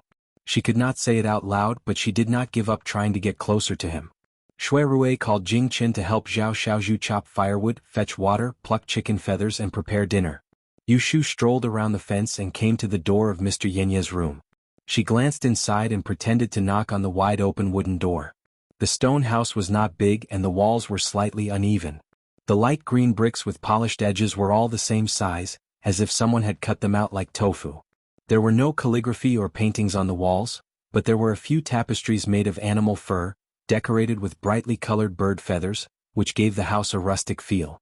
There was a wooden couch in the middle of the room, and a stone table and a stone bench under the bright window. Mr. Yenye was sitting on the low stone bench, his hands rubbing something. When he heard the sound, he turned his head and saw Yu Shu outside the door. He smiled and waved at her with a kind expression, asking her to come in. Yu Shu was stunned by his smile. This kind of handsome middle-aged man was really lethal. He could practically kill anyone from 80 to 8 years old. Mr. Yenye did not know how to speak, but there was no harm in him communicating with Yu Shu. There was a pen and paper on the stone table. He invited Yu Shu to sit on the other stone bench, put the things in his hands into a box, and picked up the pen and paper to write for her. Yu Shu stared at his handwriting, but she could not find any clues. She had seen one of the exam papers that Yunhua had participated in 20 years ago, but for someone like her, who had only held a brush for a year, to be able to distinguish different handwriting was not reliable at all. Fortunately, what he wrote was in plain language. "Why did you come to Ancien from the capital?" Yu Shu glanced at the paper and asked in surprise, "How did you know that we are from the capital?" As soon as Zhao Xiaozhu returned, he went into the kitchen and did not have the chance to introduce them to his godfather. Mr. Yano unhurriedly continued to write, "I can hear your accents." Yu Shu laughed dryly. She thought to herself, "Keep pretending." She purposely said, "It's the day of my brother Jing's mother's death. We're here to accompany him in paying our respects. In fact, tomorrow was the wedding day of Princess Lu Yu and Yunhua Yizi. It was also the day when a woman would lose her lifelong love." Mr. Yanyi did not expect that she would be so blabbermouth. A layer of mist appeared in his deep eyes. Yu Shu observed his expression. It was clear that he did not hide it, but she could not decipher whether it was sadness or pain. "You are all good children." He looked down and slowly wrote on the paper. This made Yu Shu, who was waiting for him to give himself away, feel a little embarrassed. She inexplicably felt that she was gauging the heart of a gentleman with her own mean measure. She touched the tip of her nose and pointed to the wooden box on the table, changing the topic. "What were you doing just now?" The wooden box was wide and shallow, the color of the edges was worn off. The lid was half open, but Yu Shu could still recognize that there were a few clay figurines inside. They should be human figures. Unfortunately, the lid just happened to block the upper half, so she could not see whose face it was. Is this a clay figurine?" She looked up at him. Mr. Yanyi had already recovered from his momentary loss of composure. He did not cover the wooden box and picked up the brush. The thin joints on the back of his hand could be seen. "It's my family." Yu Shu's heart inexplicably skipped a beat. She could not grasp the clue, so she stared at the words on the paper in a daze. When she recovered from her stupor, she found that he was looking at her. That kind of penetrating and probing gaze almost made her mistakenly think that he knew everything about her. How could it be? Zhao Xiaozhu's shout of "dinner is ready" came from outside the door. Yu Shu could not find out anything from Jinren Yanyi, but her intuition was telling her that this was Yunhua. Dinner was a feast of wild mushrooms. Zhao Xiaozhu cooked a good dish. Unfortunately, everyone at the table had their own worries and did not have much appetite. He was the only one who ate happily. At night, the forest quickly became cold. Zhao Xiaozhu chopped firewood to boil a large vat of hot water and sent a bucket of hot water to each of their rooms. The 3 of them were travel-worn, especially Yu Shu. It was inconvenient for her to go out, so this was really considerate. Yu Shu closed the door and windows and simply washed her head and feet with warm water. Just as she changed into clean clothes, someone called from outside. Shu, when you're done packing, come next door. We have something to discuss. It was Shui Rui. "Okay, I'm coming." Yu Shu quickly responded. She tidied up her underwear and put it into her luggage. She tied up her hair again before she pushed the door open and went out. Next door, Shui Rui and Jing Chen were both there. Zhao Xiaozhu was there as well. "Big brother, what's the matter?" "It's like this," Zhao Xiaozhu interrupted. "Brother Xiaoyu, I heard from Brother Jing and Brother Shui that you'll be heading to the area near the Princess Tomb tomorrow to pay your respects. But that place is close to a valley, the terrain is remote, and there are many beasts in autumn. You don't go there often, so I'm afraid you'll get lost. I'd like to go with you. Won't it be too much trouble for you?" Yu Shu looked at Shui Rui and Jing Chen, seeking their opinion. Jing Chen did not say anything, but Shui Rui patted Zhao Xiaozhu's shoulder and said, "Xiaozhu has good intentions. It's indeed difficult to find the way in the deep forest. I've discussed it with Jing Chen, and we've decided to ask him to be our guide. Xiaozhu's archery skills are excellent, so if we encounter beasts, we'll be safer." Seeing that Jing Chen did not object, Yu Shu nodded in agreement after some thought. She thought that Zhao Xiaozhu's actions might be Mr. Yanya's idea. It was fine for him to follow them, but she did not understand what they were trying to do. They couldn't just say it directly, but had to beat around the bush to make others suspicious. The four of them agreed to set off at dawn the next day. Zhao Xiaozhu returned to her room, leaving Yu Shu and the other two to look at each other. Yu Shu glanced outside the door. She wanted to say something but stopped herself. Jing Chen understood and walked a few steps to the door. He leaned against the door frame, and when he heard Zhao Xiaozhu's light footsteps walking away, he signaled to the other two. Shui Rui sat down and said, "Shu, how likely do you think this Mr. Yenya is Yunhua Yi's son?" Jing Chen also looked at her without blinking. Yu Shu glanced at him and said hesitantly, "Before we ate, I chatted with him for a while. Based on his bearing and appearance, if Yunhua Yi's son is still alive, it might not be impossible." Also what? Jing Chen's voice was a little nervous.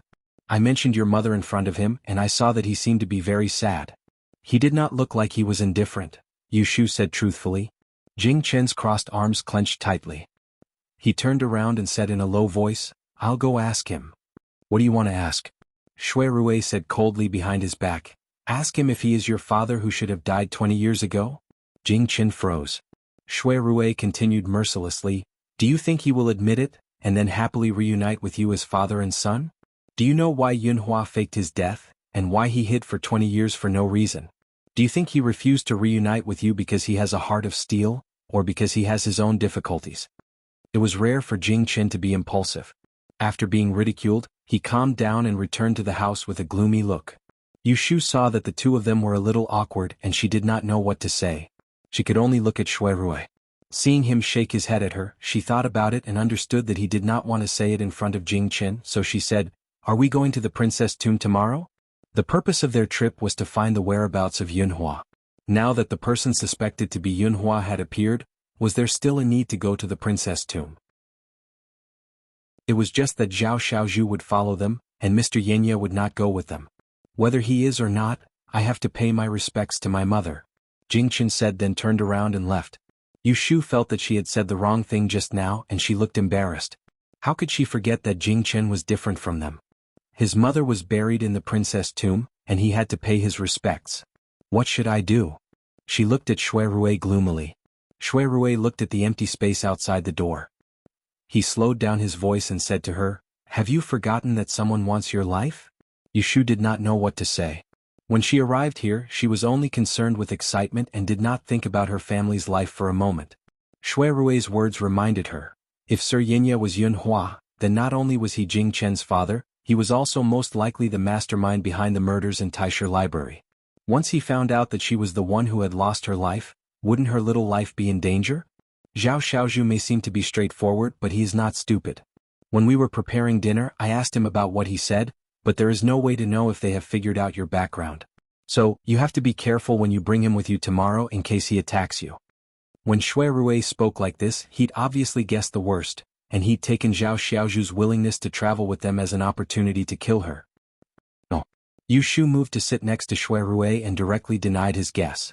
She moved closer to his ear and secretly told him, even if he is Yunhua's son and has no mistakes, he does not have the ability to predict that I am the killer. Shui Rui gave her a questioning look. Yu Shu smiled and extended her left hand in front of him. I have this. Shui Rui's gaze moved towards her hand, and he saw that her fingers were well proportioned and slender, and there was an inconspicuous wide silver ring on the end of her index finger. He knew that there was a black-colored ring beneath the ring, and it was something passed down by that expert master of hers that he'd only heard of but never met. However, she didn't know exactly what use this ring had earlier. I forgot to tell you. She whispered to him mysteriously, this ring is the same as the treasure in fifth Uncle Xian's hand, Zhuge Tong. It can be used to deceive and block people's sight and hearing. If you wear it close to your body, no one can predict it. Hearing the details, Shui Rui was quite surprised. But after listening to Yu Shu's detailed explanation of the ring's function, it was the same as the legendary treasure worn by the emperor. So you can rest assured. Zhao Xiaozhu following us to the princess tomb should not be to target me.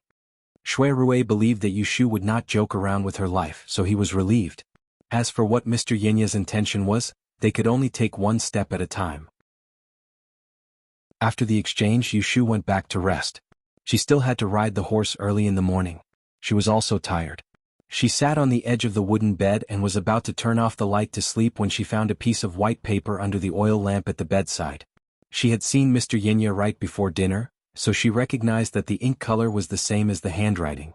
She hurriedly pulled it out and saw that there were only 4 lines written on it. Chapter 656. Yu Shu tossed and turned all night, unable to fall asleep. When she finally managed to fall asleep, it was already dawn. Zhao Xiaozhu was the first to wake up. He knocked on every door to wake them up. Even the horses tied outside were fed with fodder by him. This kind of attentiveness was rarely seen. Yu Shu went to the courtyard to get some water to wash her face. She saw that Mr. Yinya's door was closed and he was right in front of her. When the cold water splashed on her face, she shuddered and instantly woke up. She had been hesitating all night, but now she made up her mind. She took the risk to follow Jing Chen out of the capital for the sake of Yunhua Yizi. Seeing that she was only one step away from the truth, if she continued to be overcautious, she might miss this opportunity. She wiped her face and saw Shui Rui and Zhao Xiaozhu walk to the door with their horses. She turned her head to look at the stone puddle beside the water jar. She took a deep breath and stomped on it. She then cried out in pain and sat on the ground while hugging her numb calf. Aya! Shui Rui heard the cry and quickly ran in. Zhao Xiaozhu followed behind him and saw her fall on the slippery stone floor. Shu, where did you fall? Shui Rui crouched down and supported her. Jing Chen, who was tidying up the incense and candles, also ran out when he heard the noise. Yu Shu frowned and pretended to be in pain. She covered her ankle and said, the floor is too slippery. I sprained my ankle. Much it hurts. Shui Rui saw this and didn't suspect anything. He carried her into the house. Jing Chen put down his hand that was raised and silently followed. Yu Shu sprained her ankle and couldn't walk. Naturally, she couldn't ride a horse. Although Shui Rui was worried about leaving her behind, he had no other choice. The mountain road was dangerous. A horse carrying 2 people couldn't go far. Shui Rui has always been suspicious of Mr. Yinya. In the current situation, he has the intention to persuade Jing Chen to postpone the worship, but before he could open his mouth, he was blocked by Yu Shu's words. It's all my fault. I've come all the way here, but I can't accompany you to burn incense for Auntie. Big brother, please apologize to Auntie's grave for me. Jing Chen, I'm sorry. Jing Chen shook his head. There was only worry in his eyes but no complaint. At this point, Shui Rui didn't know what to say.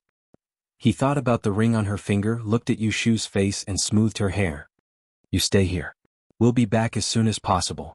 Zhao Xiaozhu interrupted, don't worry, there's food at home. Brother Xiaoyu, when my master wakes up, tell him that we won't be back by noon. You can heat up the food and make do with it.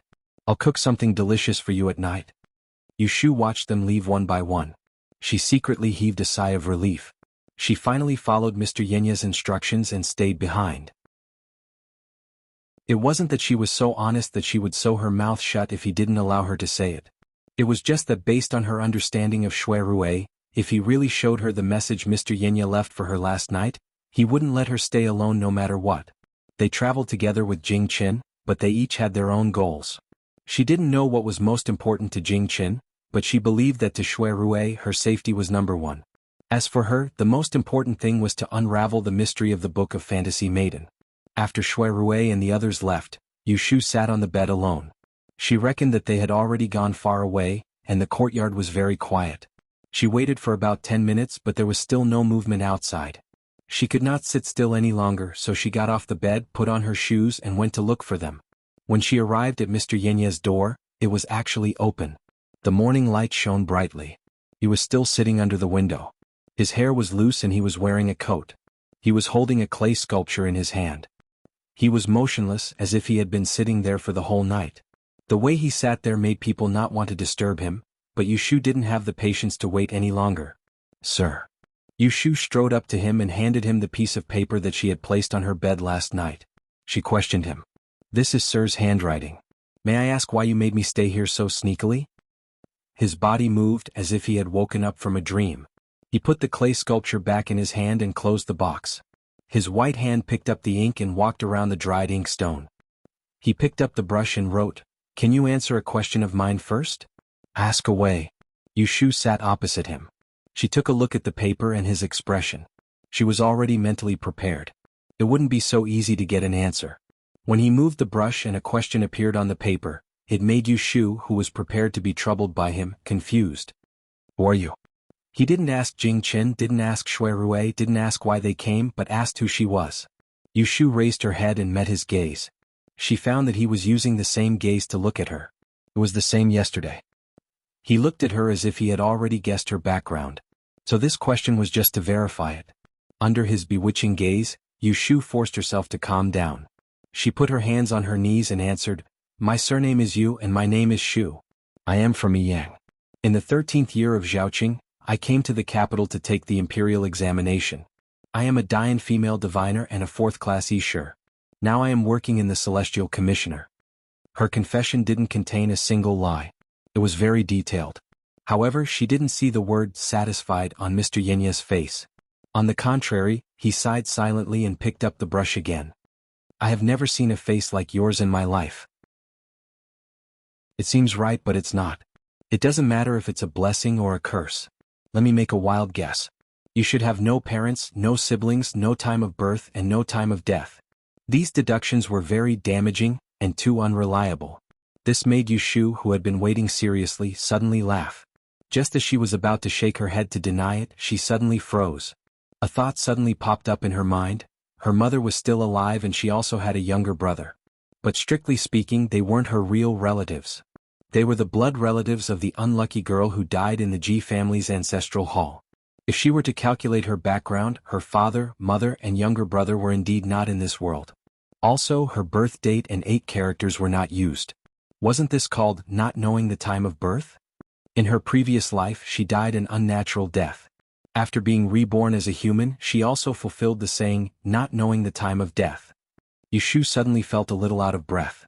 She had hidden her deepest secret. Not even Shui Rui had told her about it, but at this moment, it was as if she was completely naked and exposed in front of Sir Yenya, causing her to have nowhere to hide.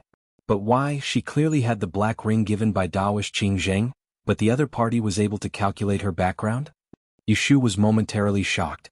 It was hard for her face to not show some expression. When Mr. Yenya saw it, he finally let out a long sigh of relief. He didn't care how frightened she was, but he wrote a sentence on the paper and pushed it over. "I'm done asking. If you have any doubts, just say it." Yushu's mind was in a mess.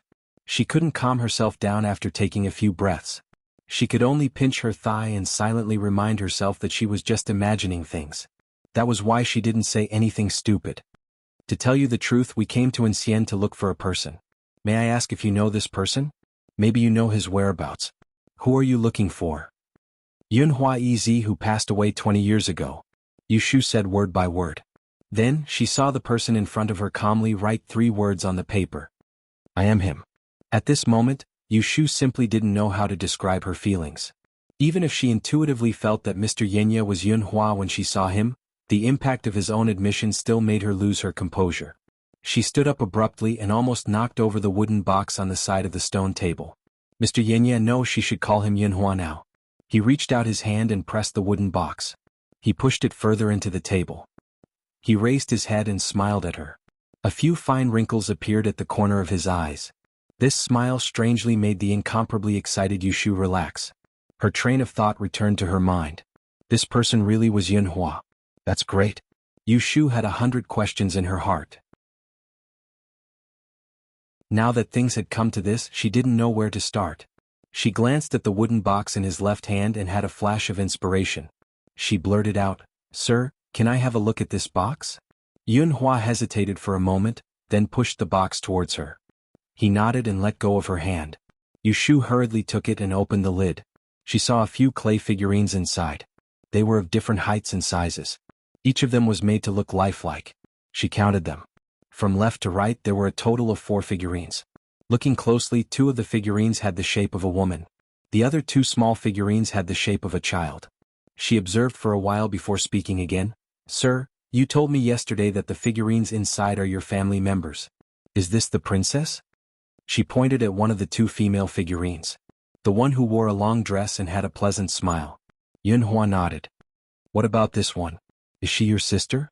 She pointed at the other woman with a slender figure. She had a vague guess in her heart. Yunhua shook his head and wrote, "They are all my wives." Then this one must be the pitiful first wife that she heard from the storyteller in the tea house. Yushu silently mourned for these 2 women who had wrongly given their lives. "Are these 2 children Sir's sons?" Yunhua nodded. Jing Chen was the child of him and the princess. The other one was Jing Chen's brother, whom he had no chance to meet. "Since you are not dead, why did you hide here for 20 years? Why did you not meet your family? Why did you think of them when you saw these things? Since you led us here, you must have recognized that Jing Chen is the son of you and Princess Liua. You met your father and son, but you did not recognize him." What? Yushu had a good first impression of Yunhua, but when she thought that he was a man who would do anything to achieve his goals, even to the point of abandoning his wife and son, she calmed down and interrogated him aggressively. Yunhua lowered his head and wrote, "Someone wants my life." Yushu raised her eyebrows and said, "Sir, are you hiding because you are afraid of death?" Her tone was contemptuous, but Yunhua was not angered. He still had a straight face and wrote, "I am a person who deserves to die. My death is not to be regretted, but my last wish has not been fulfilled, and I am not resigned to my fate." Yushu's eyelids twitched. She finally got to the main topic. She did not want to directly ask about the Book of Mystic Fairy, so she waited for Yunhua to speak. His last wish was most likely because he could not fulfill the old man Qingzheng's order to destroy the Book of Mystic Fairy. "What is your last wish?" Yunhua did not raise his head and wrote on the paper. It was a large piece of white paper. Most of it was filled with words, leaving only a few empty lines at the bottom. His words were smaller, and his calligraphy was more sloppy than before. Yushu could only see it clearly when she got closer. Chapter 657. Shui Rue and his companions left the labyrinthine forest. Once they crossed the river they were watched. Jing Chen sensed that there were people following them, but he did not make a sound. While Zhao Xiaozhu was not paying attention, he hinted at Shui Rue. Emperor Zhao Qing had promised not to send anyone to escort them, but there were still people following them in secret. Although this group of people was far away, they could not hide from Jing Chen's sensitive senses. As soon as they entered in Xian, he had discovered their tracks. He knew that their mission was not only to protect him, but more importantly, to capture the traitors with ill intentions. Originally, Jing Chen did not care about this group of people, but after seeing Mr. Yenye, he had another layer of worry. He hoped that the man was his father, but he was also afraid that it was. Ever since Yushu told him that Yunhua was not dead, he had thought of many reasons. Why did his father fake his death to hide it from the world? Who knew that his father was not dead? Uncle the Emperor, the great teacher, and the seniors of Dragon Tiger Mountain, did they all know? Everyone knew that Princess Liua died of illness, Yunhua died for love, and both husband and wife passed away, but what was the truth? He had many suspicions, but he was afraid that his father had some connection with the traitors. If that was the case, once his father's whereabouts were exposed, would the emperor let him go? Would his father be in danger? Jing Chen, Shui Rue called out in a low voice, interrupting Jing Chen's worries. "Did you not sleep well last night? You don't look well." "I'm fine." Shui Rue glanced at Zhao Xiaozhu who had run ahead to open up the path. He tugged at the reins and approached Jing Chen. He walked alongside him and spoke in a casual tone. He said in a casual tone, "I think that the river behind us is a bit strange. If there is no one to lead the way, it doesn't seem easy to cross it. You know formations, did you see any clues? Hearing this, Jing Chen thought for a moment and turned to look at Shui Rui. He said, I didn't pay attention, but I think it's not that simple. Mr. Yan Yi lived in such a remote place, so he must have some means to protect himself. That river and forest must have some kind of concealment technique, making it difficult for ordinary people to find him. With this reminder, Jing Chen's solemn expression eased. Upon seeing this, Shui Rui let out a calm smile and did not speak further. Zhao Xiaozhu turned around and shouted at them, ride faster. At this speed, I'm afraid we won't be able to find the place by nightfall. The two of them looked at each other, then urged their horses to catch up and quicken their pace. On the other side, on the river that was the only way back to the forest, several masked men who were trying to cross the river lost their footing and fell into the water. They had obviously crossed the river by stepping on floating rocks, but after walking for a few feet, they missed their footing and fell into the river. What was even more unexpected was that at the bottom of the clear and clean river, there were actually many green-skinned, flower-coated long worms. They were densely circling at the bottom of the floating rocks, and just one look at them was enough to make one's scalp tingle. Without exception, the people who fell into the water were bitten by the snakes. The snake's venom spread extremely quickly, and with just a slight movement, it made people feel pain all over their body, and they could not help but sink to the bottom of the river.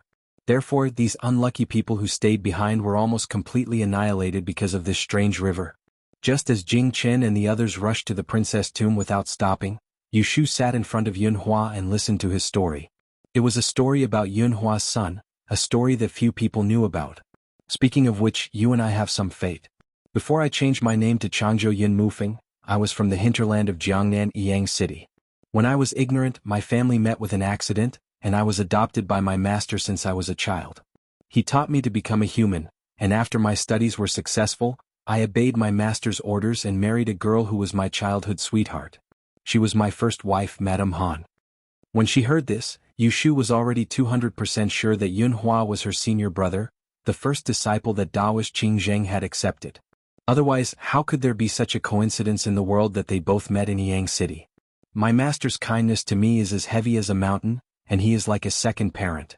After I got married, he ordered me to go to Anling to do something for him. So I left my new wife behind and went to the capital to take the examination. Who knew that this trip would be the last time I saw him? Yu Shu did not need to ask around to guess what Qing Zheng had entrusted to him. Unless it was related to the book of Fantasy Maiden's 6 Rens, how could it have led to a fatal disaster? When Yun Hua recalled these past events, he was not as calm as he appeared to be. Even though 20 years had passed, he had been regretting it day and night, and he had long numbed himself. He was talented, and his master had taught him meticulously for 20 years, allowing him to look down on everyone at a young age. Once he entered Anling, he was like a fish in water. While others were preparing for the examination, he had already made a name for himself in the capital. He gained royal power and wealth, and he even had a female confidant. Before the grand examination, I lived in the fragrant residence by the Jade Lion Lake. Every day people came to visit me, and some even came to provoke me. One day, a young girl dressed as a man came and wanted to discuss with me. I talked about yin and yang with her in front of the door for 3 consecutive days, and before I was satisfied, I invited her to be my guest. Later on, I found out that she was the beloved daughter of the late emperor, Princess Liu. Those who studied Yi were naturally free and unrestrained, and Yun Hua was even more outstanding. He did not reveal Princess Liu's identity. If she did not speak, he would just pretend that he did not know and befriend her. To think that I was so conceited, and I was the easy back then, but I did not foresee this. After I won first place in the grand examination, my name spread throughout the world, and what followed was an imperial edict to betroth me and Liu to me. Overnight, I became the emperor's son-in-law. He was the easy of the grand examination, and he became the leader of all the easy in the world. He did not need the title of emperor's son-in-law to make it better. He only wanted to become the celestial commissioner, so that he could fulfill his master's wish. If he became the emperor's son-in-law, he would not be able to enter the court, so how could he be willing? Moreover, he already had a good wife, so how could he marry another? At that time, I was appointed by the celestial commissioner to go to the palace to meet the emperor, but I refused the emperor's favor. The emperor was furious and accused me of despising the emperor's favor, so he sent me to the heavenly prison. There was also a villain who accused me of cheating in the grand examination, causing me to be in trouble. He was tortured in the prison and almost lost his life. When his life was hanging by a thread, Liyue came to visit. She felt guilty and knew that she could not force him, but in order to save his life, he agreed to betroth her to him. Everyone fears death and so do I. Yunhua said this indifferently. Yushu felt the same way and she also felt emotional. So what if he was the easy? Under the imperial power, he was still at the mercy of the emperor. The world is unpredictable. After I married Liyue, the former emperor probably wanted to make it up to me, so he allowed me to enter the Celestial Commissioner to discuss official business. This was exactly what I wanted. I wanted to complete my master's request, so I had to find an item in the Celestial Commissioner. Therefore, the title of Ez Yunhua became his weapon to deceive others. It allowed him to enter and leave the Celestial Commissioner freely. The title of Emperor's son-in-law also gave him special privileges that others did not have. He had to admit that if it was not for Liyue, he would have searched for another 8 to 10 years and still not had the chance to see this item. Did you find it in the end? Yushu finally could not help but interrupt. She had been in the Celestial Commissioner for a few months, but she did not even catch a shadow of the Book of Mystery Maiden Lu Ren. If she could find out its whereabouts from Yunhua, it would be the biggest reward of this trip. Yunhua looked up at her, his left hand gently stroking the box of clay figurines. There was a self-deprecating look in his eyes and he smiled faintly. Chapter 658. On the way out of the capital, Yushu had imagined countless scenarios. After she found Yunhua, she had to find out the secret of him while hiding the fact that she was the life breaker. If Yunhua refused to tell her, she would have to use the relationship between them to impress him. Who knew that before she could even play her trump card, Yunhua had already blasted her face full of blood with a golden flower. It was actually in his hands? As expected, he was the eldest disciple taught by that old monster, Qing Zheng. Compared to the ferocity of this eldest disciple, she was really weak, okay? Watching Yunhua casually turn over the page of his narrow escape after stealing the treasure, Yushu could not imagine the thrill at that time, but she was sure that he had lost too many things because of it. The identity that was admired by thousands of people, the woman who was infatuated with him, his flesh and blood and even his voice, were probably destroyed in that accident. Yushu suddenly felt pity for him.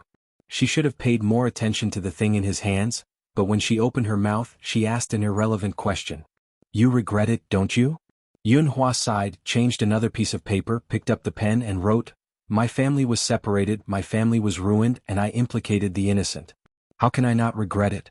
Yushu thought that the innocent he was referring to must be Princess Liyue, his wife Han, and his eldest son whose whereabouts were unknown.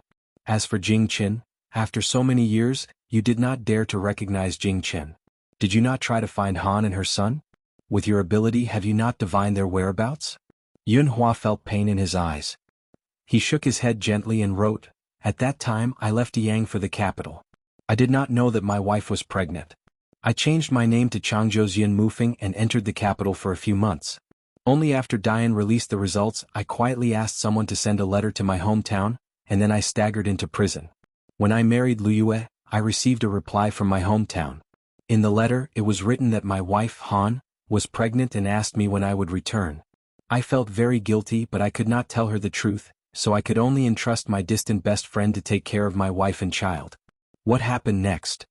I entered the Celestial Commissioner's office to discuss matters. On one hand, I began to inquire about what my master had ordered me to find. On the other hand, I also participated in the battle for the throne. He knew that this was dangerous and that he would be killed.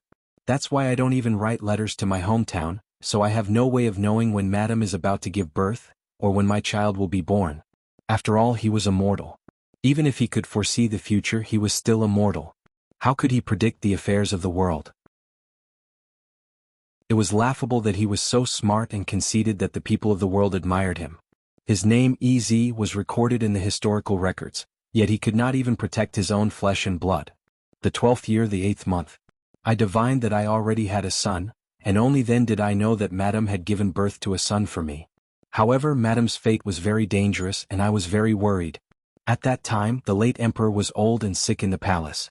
When it was time to appoint the crown prince after my marriage with Liyue, I naturally supported her brother, the emperor and the prince of Xiang. As a Ez, he was known as the world's Ez. He was also granted special privileges by the late emperor, becoming the unprecedented Celestial Commissioner's prince consort. At that time, there were rumors that the late emperor intended for him to take over the position of the Celestial Commissioner, so several princes eyed him covetously. Since they could not win him over, they deliberately tried to frame him. I was afraid that someone would find out about my wife and child in my hometown and use it to threaten me. However, the battle for the crown prince was at a critical juncture, and there were countless spies outside the prince consort's mansion, so I did not dare to act rashly. At that time I had a treasure called Zhuge Tong, which had a strange ability to confuse and deceive people. I sent my confidant to secretly send a letter to a friend's mansion, and entrusted him to find someone to send this item to my wife in my hometown, and then send the mother and child elsewhere to settle down. Who would have thought that I was one step too late? At the beginning of the 13th year, I divined for Madame's safety as usual, but unexpectedly, I knew that she had already died. The ink spread on the paper, and Yun Hua's hand that was holding the brush trembled slightly. Yu Shu could see his deep regret from his reddened eyes, and she could not bear to see him continue writing. Yun Hua's writing brought her a lot of information, and the rights and wrongs that happened 20 years ago were emerging step by step. She combined the relevant people and events and already had a speculation. Zhuge Tong was now clearly in the hands of Xan Lishan. The discord between Xan Ye and Xan Lishan, father and son, was most likely because of Yun Hua's entrustment. Based on her dealings with Xan Lishan these days, she could tell that he was not a treacherous villain, but Xan Ye might not be the same. Then it was most likely that Yun Hua had sent someone to deliver the treasure to the Xan mansion, but in the end Xan Ye intercepted it. Xan Lishan only found out afterwards, so in a rage he had a falling out with his father and was kicked out of the house. He refused to return for more than 10 years. While she was distracted, a few more paragraphs appeared on the paper in front of her. Madame has passed away, and the fate of my child is unknown. I am disheartened and have already begun to think of retreating. It's funny that on the night of the Shangyuan festival, I had to force a smile and rush to the palace banquet. After I got drunk, I returned to the Celestial Commissioner, and accidentally entered the Taishi Tower of the Great Tipping Point. From there, I accidentally peeped into the sky above the inner courtyard, and there was a natural phenomenon. I knew that there must be a treasure hidden here.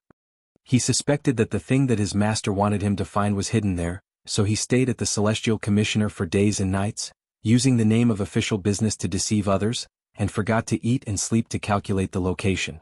Finally, he locked onto a treasure in the Kunling Bureau of the Celestial Commissioner. Then he made a thorough plan and found a good day to hide in the dark.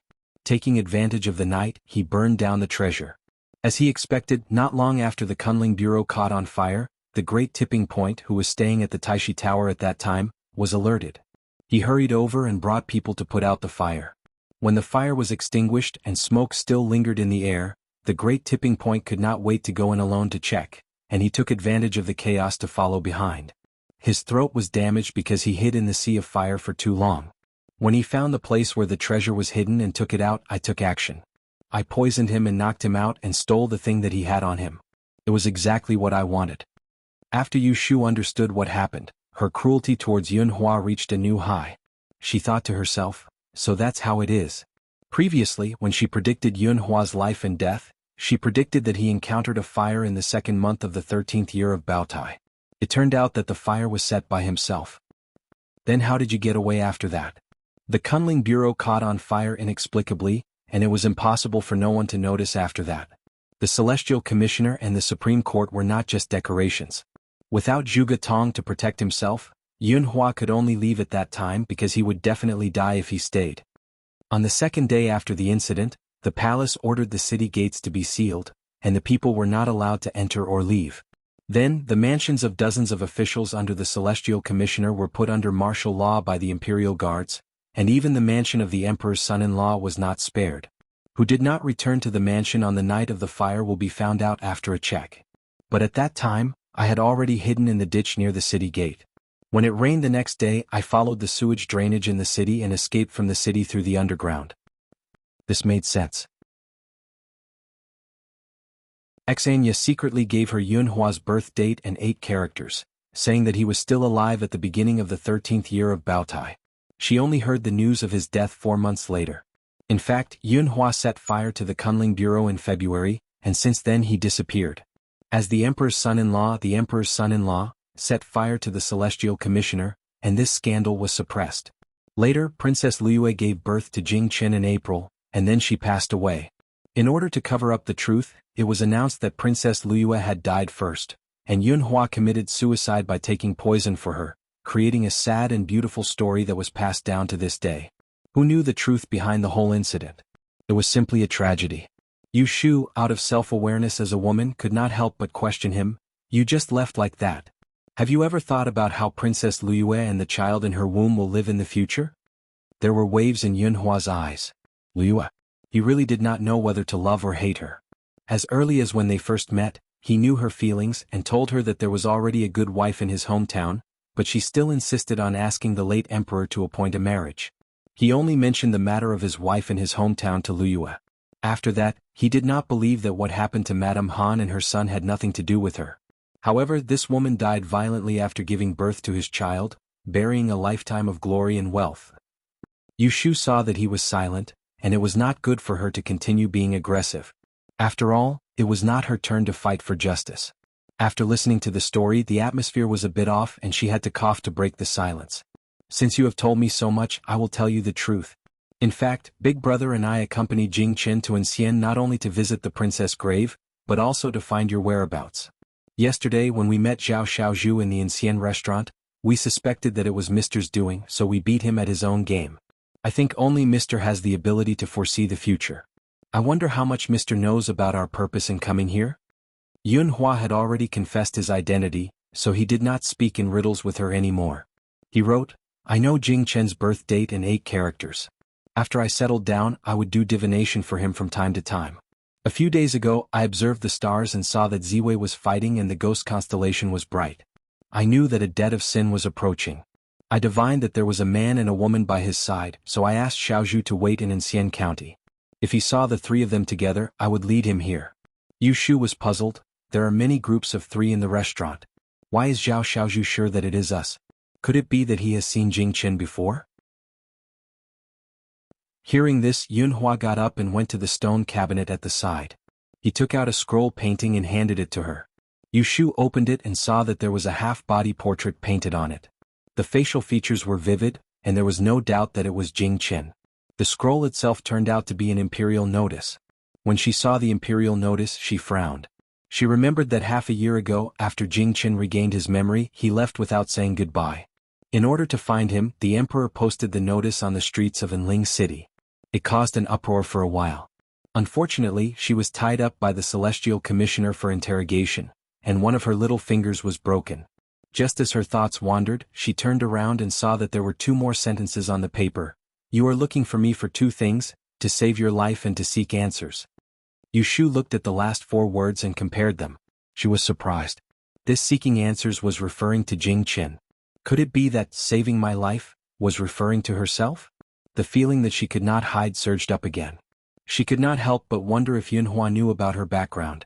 Was that why he was so generous in telling her so many secrets? P.S. Chapter 659. Second chapter. Look carefully, there is still a chapter ahead. Yu Shu raised her head and met Yunhua's gaze. She always felt that his kind gaze at this time was more like a hint. Child, I know who you are. I just don't want to expose you. What should she say? Now she was the one asking for help. She was also the one who needed Yunhua to save her life. If she did not confess, did she want Yunhua to guess her thoughts? Yu Shu was tongue-tied. When she thought about it, she broke into a cold sweat. Her decision to stay here today was practically digging a hole for herself. As long as Yunhua threw the bait in his hand into the hole, she would not need to do anything else and she would willingly jump into the hole. Seeing that she lowered her head and pondered, Yunhua put down his pen. Yu Shu did not think for long. Why would Yunhua tell her everything he knew? He had already shown enough sincerity. Now it was her turn to be honest with him. She had 2 choices. One was to confess her identity as the life breaker. The other was to mention Daoist Qingzheng. This was originally a very easy choice. Compared to the identity of a junior in the same faction, the life breaker was obviously much more important. However, she was not sure which point Yunhua had guessed. Yu Shu quickly went through the conversation between the 2 of them in her mind. She already had a plan in her heart. She took a deep breath and said, Mister, you have great foresight. Yes, I came here to save my life. Yunhua raised his hand and motioned for her to continue. Mister, aren't you curious how we know that you are still alive? Yunhua smiled and wrote, although I live here in seclusion, I am not completely ignorant of the capital. I have heard that the goddess of Dian can tell the difference between life and death. Yushu thought. As expected, Yunhua is not ignorant of the outside world, especially the people around Jingqin. It is impossible for him to be indifferent. Mister, have you heard that there have been several murders in Taisha Shuyuan in the past 6 months? The 2 female students who were killed are all related to Jingqin. Yunhua nodded. Yushu observed his expression and found that he was frank, without the slightest hint of guilt. She did not know if he was pretending or if it really had nothing to do with him. I've known Jingqin for a long time. Both of us saved each other's lives. I won't tell you the details of his life, but I know most of it. I believe that Mr. also knows what I know. At this point, Yushu changed the topic. In this year's Dian examination, astrology will be tested. It was the same question from 20 years ago. I coincidentally obtained Mr. Yunhua's examination paper. Do you still remember what was written at that time? Yunhua looked dazed for a moment. Yushu didn't wait for his reply. Instead, she recited the sentence to herself, there will be a son in his year. Great fortune will bring misfortune. Sir probably didn't calculate it at the time. This troublemaker will be the child of you and Princess Luyue. A bitter expression finally appeared on Yunhua's face. Yushu sighed in her heart. Fate made fools of people. Yunhua came to the capital for the Book of Mystery Woman's 6 Rens, but in the end, his biological son became a key figure in this. Jingqin finished his apprenticeship at Mount Longhu last year and happened to meet me. Later he was plotted against and exiled on the river to save me. Because I had to attend the examination, I brought him to the capital with me. Yushu didn't care how much Yunhua knew about Jingqin's experience. She only objectively told him what she had experienced together. Finally, she returned to the murder case at Taisha Shuyuan. 2 people died at Taisha Shuyuan. They were both female students taught by Jingqin. We suspect that the murderer and the one who plotted against Jingqin and Jiangnan are the same group of people. Those people know that Jingqin is the troublemaker. Because they couldn't do anything after he entered the capital, they targeted another key figure, which is the life breaker, recorded in an ancient book. Yunhua suddenly looked up at her. Yushu didn't hide. I don't know how that group of people judged, but they targeted the women who were close to Jingqin. 2 people were murdered one after another. However, the murderer is elusive and is still at large. As you can see, I have a deep friendship with Jingqin. I'm afraid that those people have already targeted me and are waiting for the opportunity to attack me. I don't want to die, so I came to see you, sir, and ask you to give me some guidance. May I ask if you know where the saying troublemaker came from? Did you fake your death and escape from the capital have anything to do with this? Did your master ask you to find an ancient book called the Book of Mystery Woman's 6 Rens? After going around in a big circle, she finally got down to business. Yunhua looked at her for a while with an inexplicable expression. He lowered his head and wrote, Who told you about the Book of Mystery Woman's 6 Rens? Yushu's expression was natural. She was afraid that he would see through her. The great teacher told Jingqin like this. It was recorded in the Book of Mystery Woman's 6 Rens that there will be a troublemaker in the De and dynasty every 100 years. The fate is related to the survival of the world. It must be broken by the life breaker. If it is a man, he must be killed. If it is a woman, she must marry and have children. Otherwise, the world will be in chaos and the prosperity will be destroyed. Isn't that so? There was a hint of mockery in Yunhua's eyes again. He nodded and then shook his head. What do you mean? Yushu didn't understand. He then wrote on the paper, yes and no.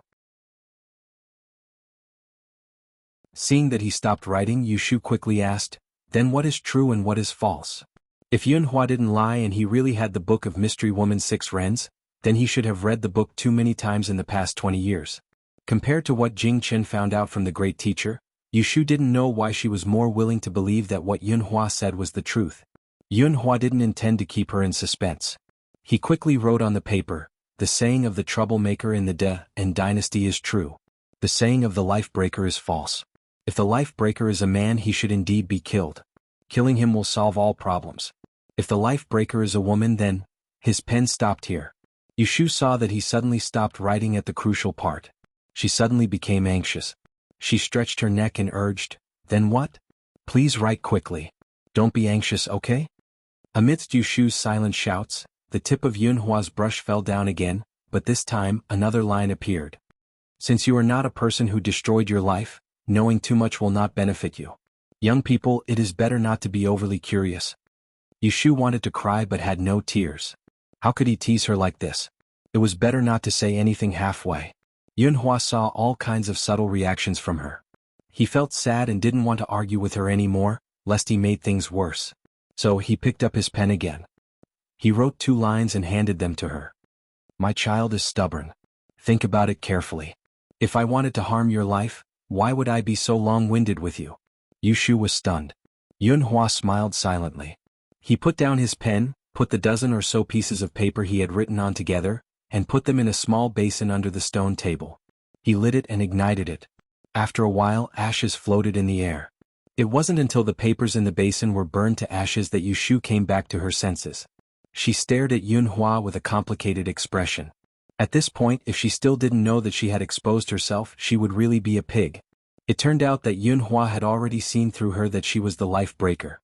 The reason why he patiently accompanied her in such a big circle was to let her let down her guard and admit it herself. Yushu was very depressed, but she was also convinced. No wonder Yunhua had the ability to find the Book of Fantasy Fairies 6 Rens and escape. With this kind of scheming, even if there were 10 of her, she wouldn't be able to catch up. There was only one thing that puzzled her. She wore the treasure of the 7 Stars ruler with her. How could Yunhua predict her? If she wanted to know the answer, she had to confess to Qing Zheng, who gave her the black ring. Yushu couldn't make up her mind. Yunhua's family was broken up because of the old man. Would he bear a grudge and vent his anger on her? Your master. Yushu carefully looked at his face and said, he asked you to do such a dangerous thing and caused you to fall into such a situation. Don't you blame him? As you said, he taught you all your skills so he should be more capable. You left your hometown for him, but he couldn't protect your wife and child. Yunhua's face darkened.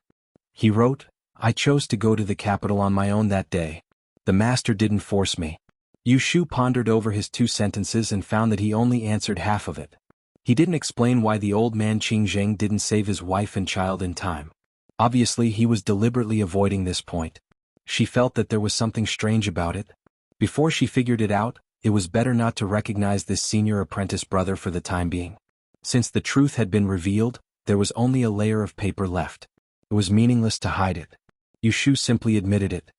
Sir, you have confirmed that I am the person who broke my life. I have nothing to hide anymore, but I have a request. Please promise me, sir. Yushu looked at Yunhua sincerely. If he didn't promise, she would kneel down and beg him. Yunhua nodded while grinding the ink and changing the paper. Sir, please lend me the Book of Fantasy Fairies 6 Rens. Yunhua seemed to be waiting for her to say this. Without waiting for her to finish speaking, he wrote on the paper. As the saying goes, it's a fair deal. I can lend you the book, but you have to do one thing for me. Yushu cursed in her heart. Indeed, Qing Zheng's disciple loved to give tasks to others. She didn't agree in a hurry so that she wouldn't be tricked again. She asked cautiously, what is it? As I said before, my eldest son's whereabouts have been unknown for many years. Not long ago I just got some clues. Please look for him on my behalf and bring him to me. At that time I will definitely keep my promise. Yushu frowned. She thought to herself, what can I do about an unlucky child that you haven't found for more than 10 years? Sir, you are making things difficult for me, she said. I heard from Zhao Xiaozhu that you have an adopted son who is highly skilled in martial arts. Why don't you let them look for him? I am now in the capital and there is no lack of spies around me. If I am not careful, I will be targeted, and it will be very inconvenient for me to move around. They have other things to do. Right now I can only trust you. Moreover, I will not let you work for nothing. If you are willing to look for him for me, in addition to promising to let you read the Book of Fantasy Fairies 6 Rens after this, I will tell you a big secret in exchange. Are you willing? Yushu rolled her eyes. When she saw that he was still trying to bargain, she subconsciously wanted to fight for more benefits. She saw Yunhua squinting at her and smiling. His expression seemed to be saying, you're right. Think about it. If you miss this opportunity, you won't get it again. She thought that this person was not someone she could fool. When she came back to her senses, she had already nodded in agreement. Yunhua looked at her with satisfaction. He wrote down the big secret he had told her, turned around and pushed it in front of her. Yushu quickly looked down. After reading it, a big word appeared in her mind, worth it. Emperor Anwu left behind a posthumous edict and ancestral teachings. All the emperors of De and were chosen from the Book of Fantasy Fairies 6 Wrens. P.S. Chapter 660.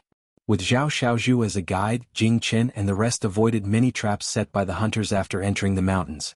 They did not waste much time on the road.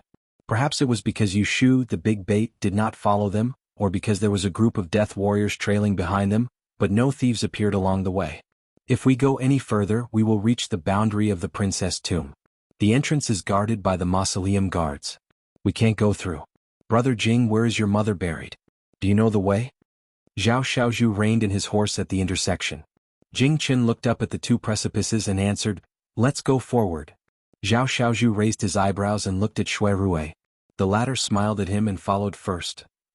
An hour later, Jing Chen held the token bestowed by the emperor and successfully passed through 2 shifts of guards. He left his horse outside and walked into the princess tomb. After Zhao Xiaozhu recovered from his initial shock, he pestered Shui Rui and asked in a low voice, "Brother Shui, where did you come from?" Shui Rui asked in return, "What do you think? They were already here, what was the point of pretending?" Zhao Xiaozhu scratched his ears and cheeks and said, "I really don't know. Tell me, didn't Brother Jing want to pay his respects to his mother? But this is the princess tomb. Could it be that the princess buried here is his mother?" Shui Rui glanced at him and continued forward. Zhao Xiaozhu did not know that his acting skills were too weak in Shui Rui's eyes. The princess tomb was not big. From the outside it looked like a small mausoleum. The lower chamber of the tomb was sealed, while the upper chamber was covered with a roof. The tombstone was erected on top. They brought incense, candles, and paper money with them. Jing Chen knelt under the tombstone and burned incense to pay his respects. This was the first time he came to the princess tomb since he came to the capital. It was the first time he was visiting his mother. If he looked into it, it was all because of that lie. If he did not find the person who destroyed his life, he could not love, hate, sorrow, or joy. If he did not calm his heart and forbearance, he would incur natural disasters. He had known about his parentage since he was a child. Later on, he practiced Taoism and martial arts and read the books of the sages. Of all virtues, how could he not know that filial piety is the most important? But because of his sect leader Shifu's words, he didn't even dare to secretly think about his parents whom he had never met. Jing Chen faced the direction of the tomb and kowtowed 3 times. He said quietly, "Mother, I've been waiting for you. This child is unfilial and has only come to see you now." That was all there was to it. After he stood up, Shui Rui also stepped forward. He bowed and offered 3 incense sticks. Although he was an elder, he was not a relative, so there was no need for him to bow. Zhao Xiaozhu, on the other hand, came over when he saw that they had bowed. He asked for incense and candles. Jing Chen gave them to him without asking anything. Zhao Xiaozhu knelt down solemnly, muttered a few words to Princess Liu's tombstone and kowtowed 3 times. He turned around and saw Jing Chen and Shui Rui staring at him. He pretended to be confused and said, "It's rare to enter the princess tomb. Can't I kowtow and pray for peace?" The 3 of them did not stay in the princess tomb for long. Shui Rui and Jing Chen were worried about leaving Yu Shu in the return residence. After a short rest, they set off. On the way back, Shui Rui secretly reminded Jing Chen to be careful of Zhao Xiaozhu. If he was discovered to be moving, he should be captured immediately. This was also a precaution. If Mr. Yinya really had any ill intentions towards Yu Shu, they would have Zhao Xiaozhu as a hostage and would not be too passive. But he had underestimated Zhao Xiaozhu's craftiness. Or rather, he had underestimated his familiarity with the terrain of this area. Just as they crossed the mountain ridge and reached the foot of the mountain, Zhao Xiaozhu, who was walking in front, suddenly cried out in fear. He had stepped into a trap. Jing Chen saw him and his horse fall into a pit. He quickly abandoned his horse and used his qinggong to catch up. But he was too late. By the time Shui Rui caught up, there was no trace of Zhao Xiaozhu in the deep pit that was covered with fallen leaves and withered wood. Shui Rui's eyes darkened. Jing Chen was about to jump down when he suddenly heard Zhao Xiaozhu's laughter coming from the bottomless pit. "I'll send you off, but we have to part ways. I advise you not to chase after me. Go back and find your companions." Hearing this, Jing Chen was the first to change his expression. Shui Rui could not hold him back and he jumped down in the blink of an eye. But he found that there was another world at the bottom of the pit. There were 2 tunnels that extended east and west, leading to an unknown place. Jing Chen listened to the direction that Zhao Xiaozhu escaped in. but he could hear the sound of galloping horses in both directions. It was hard to tell. Shui Rui called out to Jing Chen from above to ask about the situation at the bottom of the pit. He pulled a few vines down and used them to pull Jing Chen up. In a short while, the group of death warriors behind them heard the commotion and chased after them. Shui Rui and Jing Chen weren't surprised when a group of masked fellows in gray clothes suddenly appeared in the mountain forest. The leader of that group of people walked forward and showed his official seal to Jing Chen. Then he glanced at Shui Rui vigilantly and said in a low voice, "I'm Qing Quebec. I'm following His Majesty's decree to secretly escort Daozi and listen to Daozi's orders." Jing Chen took the token and looked at Shui Rui. "Leave half of you to chase after him. The rest will follow us back." Shui Rui made a prompt decision. The death warriors had gone through the strictest training. They were obedient and not afraid of death. After Jing Chen gave the order, the leader called Qin Ke quickly divided his men and jumped down the tunnel to chase after Zhao Xiaozhu. The others followed them back on horseback. Before the sun set, they returned to the riverside outside the dense forest where the return residence was located. They were trapped. Qin Ke called out to her companions who were hiding nearby. Seeing that they had suffered heavy casualties, she stopped Jing Chen who was trying to cross the river and explained the danger to him. A large number of venomous snakes lived under the floating rocks on the river surface. Even if one stepped on solid ground and startled these little snakes, they would immediately jump up from the bottom of the river and bite you. Once bitten, you would definitely die within an hour. It was like a top-notch hidden weapon that could not be guarded against. Shui Rui and Jing Chen were shocked when they saw the green corpses bitten by the poisonous snakes. Recalling Zhao Xiaozhu's warning when they crossed the river yesterday, they realized that it was not a joke. Looking at the corpses, they were even more worried about Yushu's safety. The river was about 3 feet wide. Even an expert with excellent lightness skill could not guarantee that they could cross it without any leverage. If they took a detour, it would be dark by the time they entered the forest. Just as they were at their wits' end, Jing Chen noticed Shui Rui looking for something along the river bank. Not long later, Jing Chen called him over. Pointing to a light purple flower by the river, he said, "We entered from here yesterday." Jing Chen's eyes brightened. "You remember the way?" Shui Rui observed the floating rocks on the river and nodded. "I was following behind Zhao Xiaozhu. I remember clearly that the floating rocks in the water look about the same size. There are actually some differences." Jing Chen immediately said, "All right, show me the way." Shui Rui turned back and looked at him. "I am not completely confident. Are you sure you want to take the risk?" Jing Chen self-deprecatingly said, "I was the one who brought her out. If I hurt her again, I will not regret my death." Shui Rui did not try to persuade him. In fact, it was not that his lightness skill was not as good as Jing Chen's but that he was afraid of delaying the time. He would be the first to cross the river and would not make an unnecessary move to provoke Jing Chen. "Daoist, why don't I give it a try?" Qin Ke overheard and did not agree with Jing Chen taking the risk. He stepped forward and blocked his way. Within the range of their orders, Jing Chen's safety was their top priority. Jing Chen did not waste time with him. With Shui Rui pointing the way, he brushed away the death warriors in front of him. He stepped on the first floating rock, then the second and the third.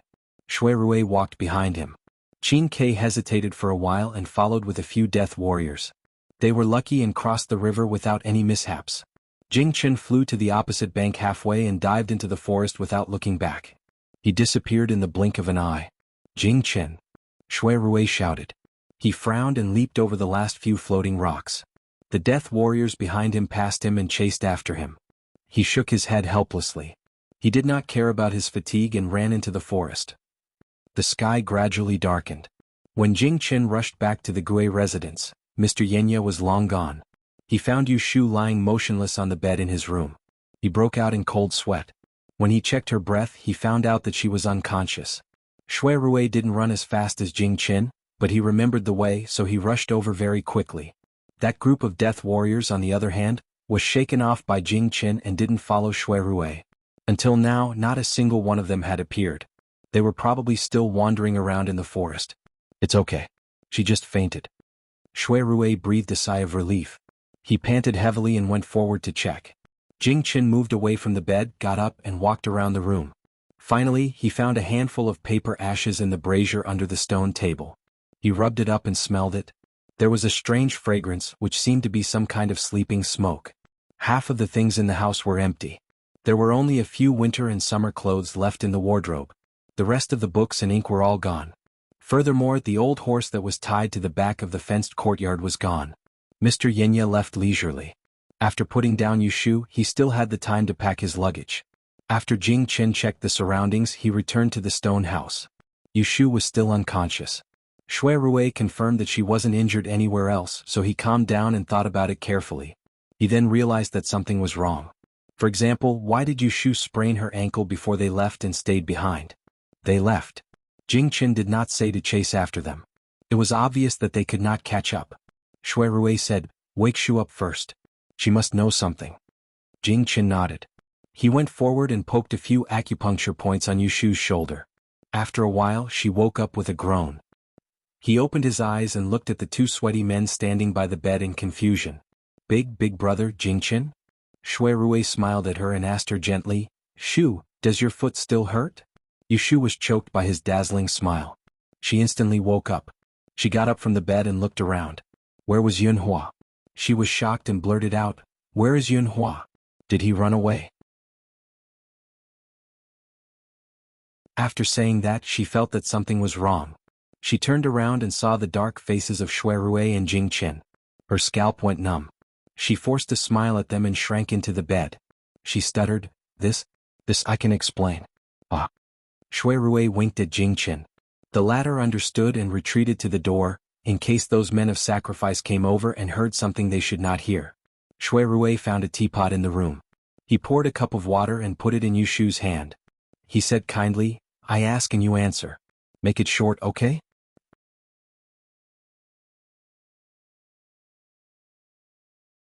Chapter 661. Yano Mitsusiai is Yunhua easy, right?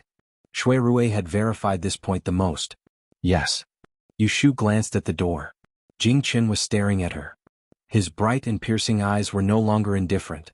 "Why did you pretend to have sprained your leg and stay?" "Yunhua left a note in my room last night." She took out a crumpled note from her body and handed it to Shui Rui. Shui Rui glanced at it and his eyes flickered. There were 3 of them, but Yunhua only managed to keep Yushu behind for a secret discussion instead of Jing Chen, who was his father. What did this mean? Does he know that you are the person who broke my life? Wasn't she very sure that with that ring, no one could predict what would happen to her when she was alive or after she died? Yes. In the face of Shui Rui's questioning gaze, Yushu could only nod. She did not know how to answer. Yunhua's level was much higher than hers. The 2 of them were not on the same level at all. Yunhua, who held the book of Fantasy Women's 6 Rens, was simply a big bug. Then you are really lucky. Shui Rui mocked her with a hidden meaning. According to their previous speculations, Yunhua was highly suspected to be the mastermind of the 2 murders in Taisher Shuyuan. Yushu was afraid that she would decide to stay behind and testify against Yunhua, and that Shui Rui would settle the score with her later. She quickly changed the topic and said, "The deaths of Chao Yui and Zhang Shuyan have nothing to do with him. He is not interested in my life." Shui Rui keenly grasped her sentence pattern and asked, "Then what is he interested in?" Yushu suddenly hesitated. She looked at Jing Chen and then at Shui Rui. The 2 of them came back too quickly. As soon as she woke up, she was interrogated by them. They did not give her a chance to organize her words and think about what she should say and what she should not say. Before she was knocked out by Yunhua, she had asked him for his opinion. She asked him if she could tell Jing Chen about the past events and secrets that he had told her. Yunhua only gave her 4 words, "You decide. Think about it." Jing Chen was not her son. Shui Rui saw her expression and immediately understood. She could not say it in front of Jing Chen. Jing Chen's expression changed and he finally could not help but say, "Did he tell you why he refused to acknowledge me?" Yushu hesitated for a moment, then nodded and said, "He said that he had not seen you for 20 years, and he did not know how to face you." Forgive her white lie. Should she tell Jing Chen that his father refused to acknowledge you because he was focused on finding his missing eldest son and was afraid that you would be a burden to him? That was too cruel. Regardless of whether Jing Chen believed it or not, Shui Rui knew that she was lying when he saw her eyes. It was not the right time to argue about it. He asked doubtfully, "Why did he fake his death and hide for so many years? Have you found out about it?" "Because he stole the Book of Mystery Fairies 6 Rens from the Celestial Commissioner 20 years ago. The Imperial Court has been sending people to kill him." Yushu said this in a very emotional tone. She looked at Jing Chen and Shui Rui's colorful faces and felt a little refreshed. Look, she was not the only one who was shocked by Yunhua. If she told them now that the significance of the Book of Mystery Fairy's 6 Wrens to the Dan royal family was not only limited to the secret of the Dan scourge, but also related to the establishment of the Crown Prince. Without it, the current emperor would not be able to establish the Crown Prince. Would their eyes pop out? Forget it. Let them slow down. Don't say it first. Yushu was kind enough to hide this part from him. She thought to herself, this trip was really worth it. Not only did I meet Yunhua, but I also obtained so much information.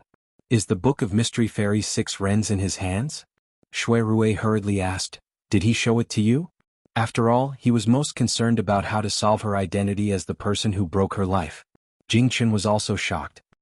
He stared at Yushu and waited for her to answer.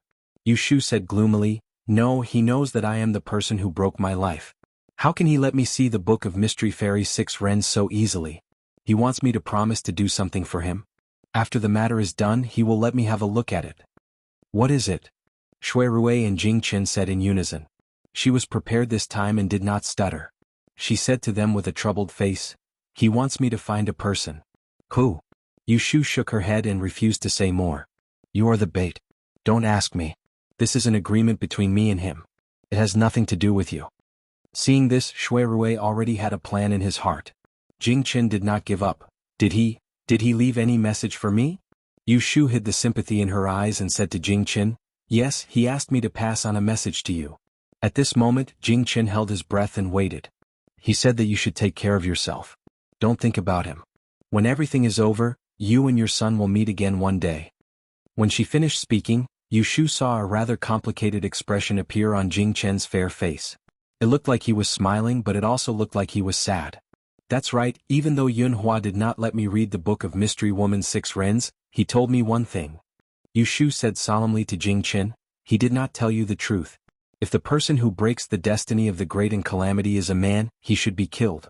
If the person who breaks the destiny of the great and calamity is a woman, it is not necessary for the two to get married and have children. Upon hearing this, a hint of surprise flashed past Shui Rui's face.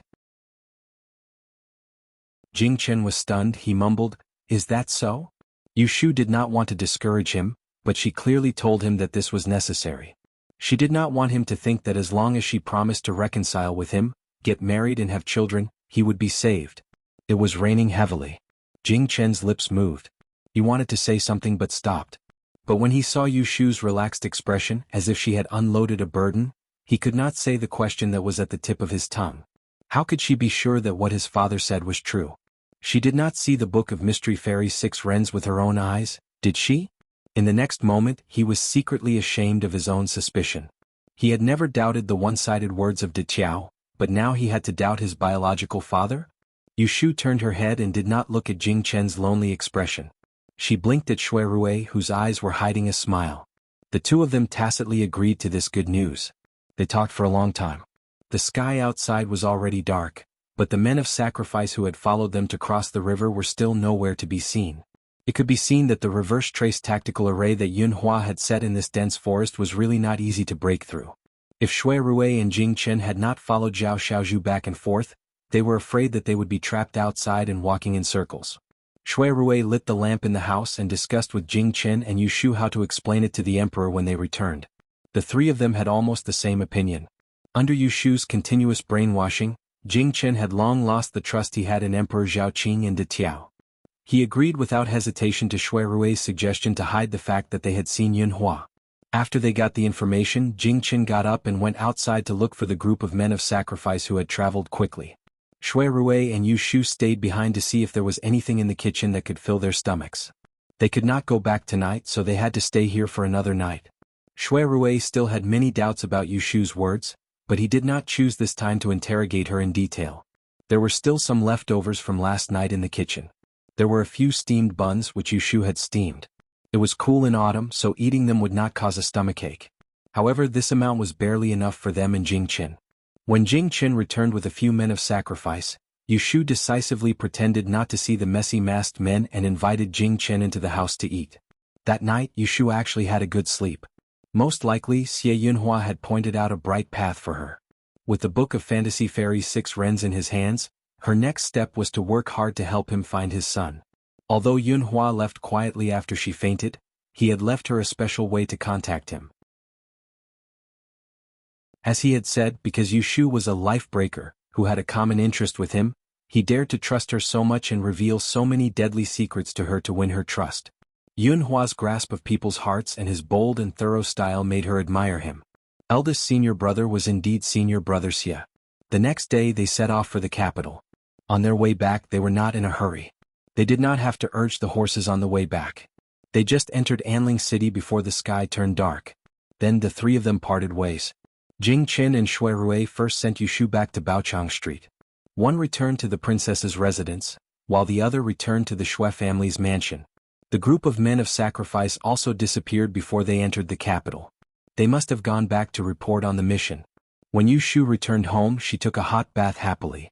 When she changed into clean clothes and came out, Zhou Hu, who was the supervisor in the front yard, had already found Lu Li and Su Qing.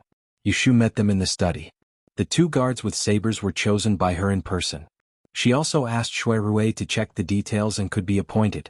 Tell me, did anything unusual happen when I was away for a few days? The two had made a draft on the way here. Lu Li first went forward to report. Nothing important. Yesterday I drank with my old colleagues.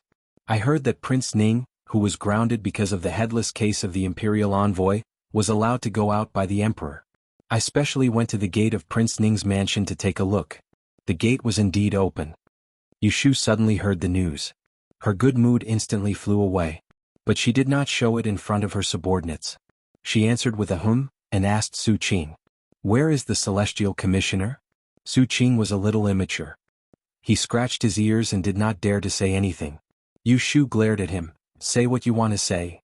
Su Qing stood up straight with a whoosh and said, Master, you and the right commander Milord went to Dantian together. There are some rumors in the prison that the right commander Milord went to visit the eldest princess grave and you went with him. Obviously, the two of you have decided to marry each other. Maybe a good thing is near. Yu Shu was speechless. It didn't matter if this *T rumor was the result of someone overthinking it or someone deliberately spreading it. It was enough to cause her trouble. Yun Hua was excluded as the suspect of the murder case in Taisha Shuyuan. There was still a group of traitors eyeing her. It was obvious that they were making enemies for her. Who has bitten my tongue? Go back and make a list for me. Don't leave anyone out. Yu Shu said gloomily. After asking the questions, she let them go back. Su Qing followed Lu Li out of the gate of Yu's mansion. Then he nervously pulled Lu Li and asked in a low voice, Brother Lu, did I say something wrong just now? Did I annoy your excellency? Lu Li looked at him sympathetically. She patted his shoulder and comforted him. It's okay. You are honest. You should do that.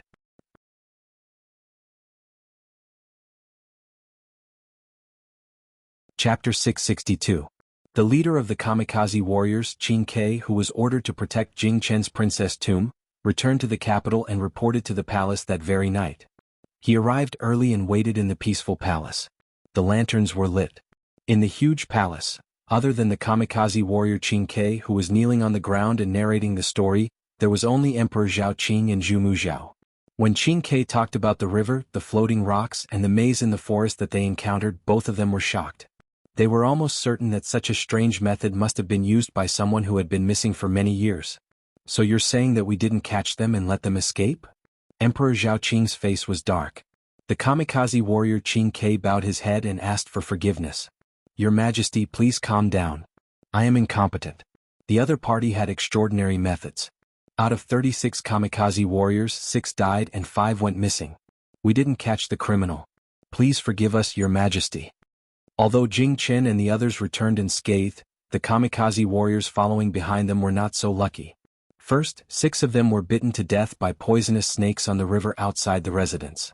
Later they followed Jing Chen and the others to the princess tomb and encountered Zhao Xiaozhu, who escaped into the tunnel to chase after them. None of them returned after that. Slap. Emperor Zhao Qing slammed his palm on the armrest of the throne. His face was tense and it was obvious that he was furious. It's been more than 10 years. We finally lured that thief to show himself again. Who knew that he would be so cunning and escape again? How hateful. Zhu Muzhao was much calmer. In fact, he was not surprised that they didn't catch them. Yunhua. He silently recited the title given by the late emperor. Even though 20 years had passed in the blink of an eye, It was still a curse in his heart that he could not get rid of. Zhu Muzhao closed his eyes and said, "Your Majesty, please don't be angry. I think there's something fishy about this. I need to call Jing Qin over and ask him about it." Since Yun Hua was willing to show up and meet Jing Qin, he would not have come and gone in a hurry without leaving a word or two. He must have some ulterior motive. Emperor Zhao Qing gestured to the kneeling people, "Get out of here." After the palace gate was closed again, he frowned and discussed with Zhu Muzhao, "I am afraid, only afraid that Jing Qin has already acknowledged him as his father and son, and has been deceived by that scoundrel's evil words. Instead, he has a disloyal heart and will turn around to placate me." Zhu Muzhao smiled slightly and comforted Emperor Zhao Qing. "With me here, there is no need for your Majesty to worry." Hearing this, Emperor Zhao Qing suddenly laughed loudly, the dark clouds on his face swept away. He was seen holding his forehead and saying, "Exactly. Look at how anxious I was, I actually forgot about you. My beloved subject's great insight technique has already been cultivated to perfection, able to discern truth and falsehood. Apart from me, who else can lie in front of you?" Each of the 12 aristocratic families in the capital city had their own secrets. The reason why the Zhu family was able to take the lead from afar was because they had a rare technique that had only been passed down for a few generations. It was the great insight technique that could separate truth from falsehood. When Zhu Muzhao was young, he was the #1 genius among the children of the aristocratic families. In the year that Yun Hua went to the capital city to take the Dian examination, Zhu Muzhao was only 30 years old, but he was already the left commander of the Celestial Commissioner. He was the next Celestial Commissioner that everyone thought would succeed him. To put it simply, Zhu Muzhao had inherited the Zhu family's great heavenly insight art. He had been cultivating his body and mind for decades, and no one in this world could lie to him. Not even a glance could escape his eyes and ears. Emperor Zhao Qing had the 7-star ruler to protect himself, but it was a different story. Today is a little late. Jing Qin has been rushing back and forth for a few days. Why don't your Majesty summon him to the palace for questioning tomorrow? Fine, there is no hurry. Emperor Zhao Qing listened to the advice and gave up the idea of summoning Jing Qin to the palace in the middle of the night for questioning. Meanwhile, when Jing Qin returned to the Princess Fu, he went to rest. Shui Yun hadn't seen him return to the Fu for a few days and didn't know where he had gone. When she heard that he had returned from outside, she hurriedly had someone push a wooden wheelchair to find him. However, Jing Qin had someone stand guard outside Sushi Pavilion and had the guard tell her that he had fallen asleep and didn't want to see her. In the end, the next day Shui Yun came early in the morning to stop him again. Jing Qin couldn't avoid it and was caught by her. "Xixiang, where have you been these past few days?" Ever since Shui Yun had suffered a calamity at the Double Suns meeting, the tendons in her hands and feet had been picked off by Ning Wang's subordinates. Until now she couldn't walk. She could move her hands but she couldn't lift them. She couldn't even vainly think about divination. Otherwise, with her innate heart of 7 orifices and the treasure of Mount Longhu, the Black Iron Book of Directions, she could calculate where Jing Chen had gone. "You don't need to worry about where I've gone." Jing Chen's mind was full of worries and he was tired of dealing with Shui Yun. He wanted to go around her but she grabbed his sleeve. When he turned around and saw her haggard and aggrieved expression, Jing Chen helplessly said, "I've said before, don't interfere in my matters. If you don't listen, I can only send you back to Mount Longhu." When Shui Yun heard this, her heart sank. She immediately let go of him and didn't wait for Jing Chen to go far before she raised her voice behind him. "Yesterday the Great Tipping Point sent someone to visit me. He asked if my injuries were better and if I could go out. He invited me to visit the Celestial Commissioner as a guest. I agreed." Jing Chen's figure froze. He turned around to look at her and then left in a huff. "Do as you wish." Shui Yun originally thought that she could force him to submit, but she didn't expect that he wouldn't be threatened. She immediately became suspicious. Wasn't he afraid that she would cause trouble for that miss-you? In the Kunling Bureau, Yu Shu sneezed and a few drops of saliva splashed onto the marriage invitation in front of her. When Xiao En, who was sitting in the corner helping her sort out the documents, looked up at her and suggested, "Milord has just recovered from his illness, so it's not good to work. Why don't you rest in the wing room?" Yu Shu followed Jing Chen to the princess tomb. Naturally, she had to hide it, so she took a sick leave before leaving. "It's okay." Yu Shu took out a handkerchief and rubbed her nose. She wrote that this was a pair of children from an official's family and didn't make things difficult for them. She put it in a box on the side and stamped it later. At this time someone came from outside the door. It turned out that there was a message from the palace. A steward of the harem personally came with Imperial Consort Shue's waist token to invite her into the palace to talk. Yushu had been busy all morning. When she heard the name of Imperial Consort Shue, she remembered an important matter that she had put at the back of her mind. Not long ago, Imperial Consort Shue was diagnosed to be pregnant. Shue Rue privately asked her for help and asked her to protect Imperial Consort Shue's safety in times of disaster. At the same time, she plotted against those villains with evil intentions. When Yushu agreed to this matter, she officially stood on the side of Imperial Consort Shue and helped Lu Tan obtain the throne. Now that she thought about it, her mood was quite strange. If nothing else, she could only blame the big secret that Yunhua had told her at the end. Emperor Anwu had left an ancestral teaching that the crown prince of each generation would be chosen from the Book of Fairy Maiden. Yunhua didn't say clearly how to choose the crown prince, but it was obvious that without the Book of Fairy Maiden, none of these troublesome princes would be able to become the crown prince. They would all go to the side and play. Yushu smiled and followed the eunuch away. Thinking about the concubines in the palace and the princes who were fighting fiercely outside the palace, she felt a sense of detachment, as if she was the only sober person among the crowd. She felt light as she walked.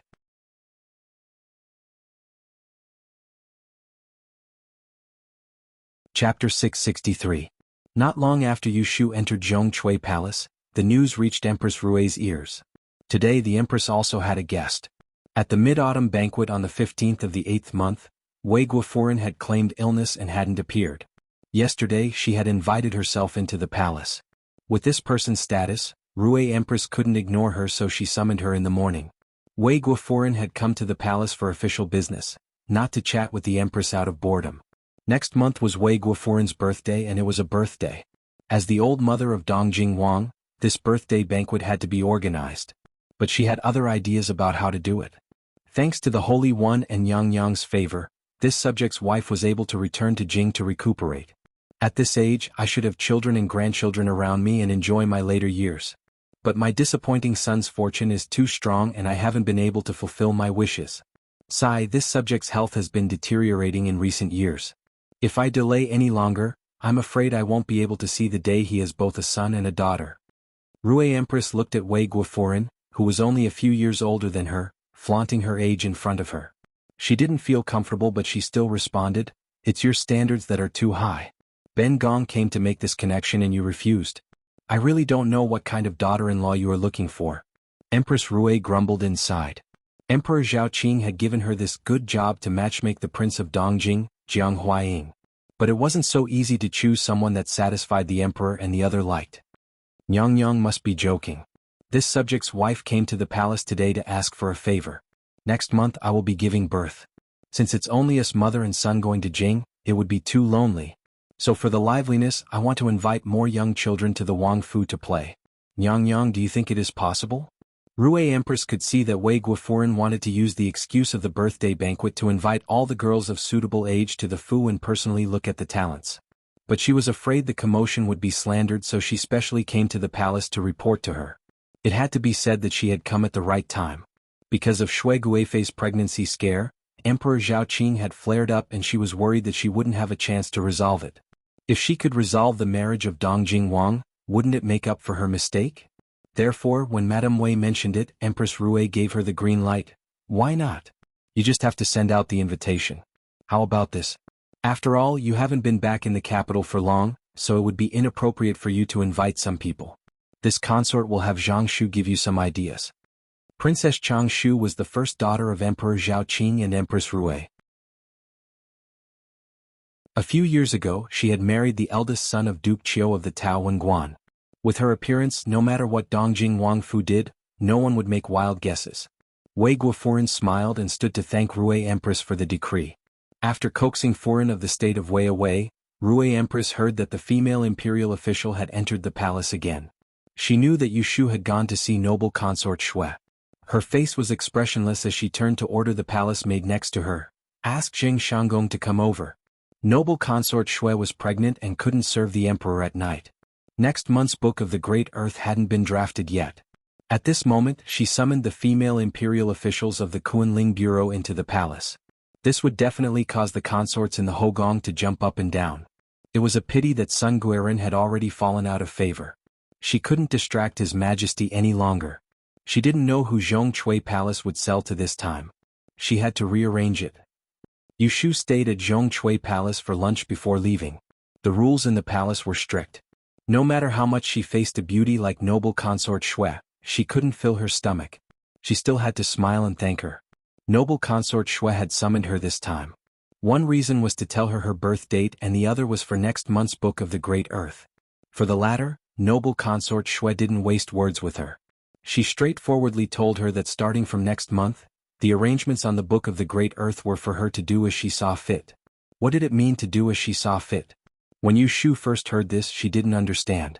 It was the smiling Tao Momo beside noble consort Shui who reminded her, "Official Yu, our empress is pregnant.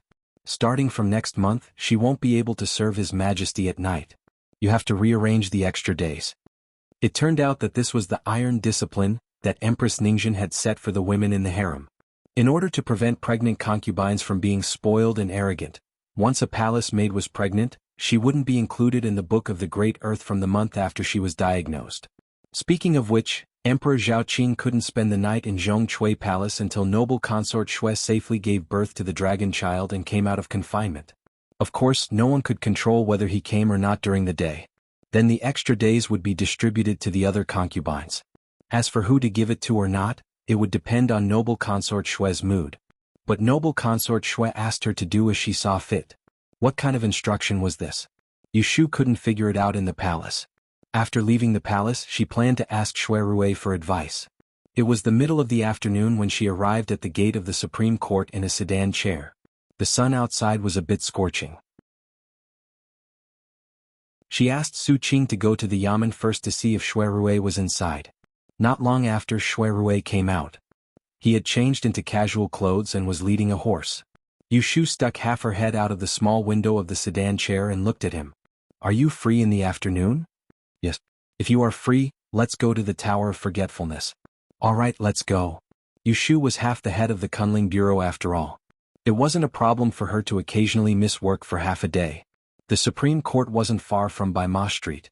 On the way, one on horseback and the other in a sedan chair, they arrived after chatting for a while.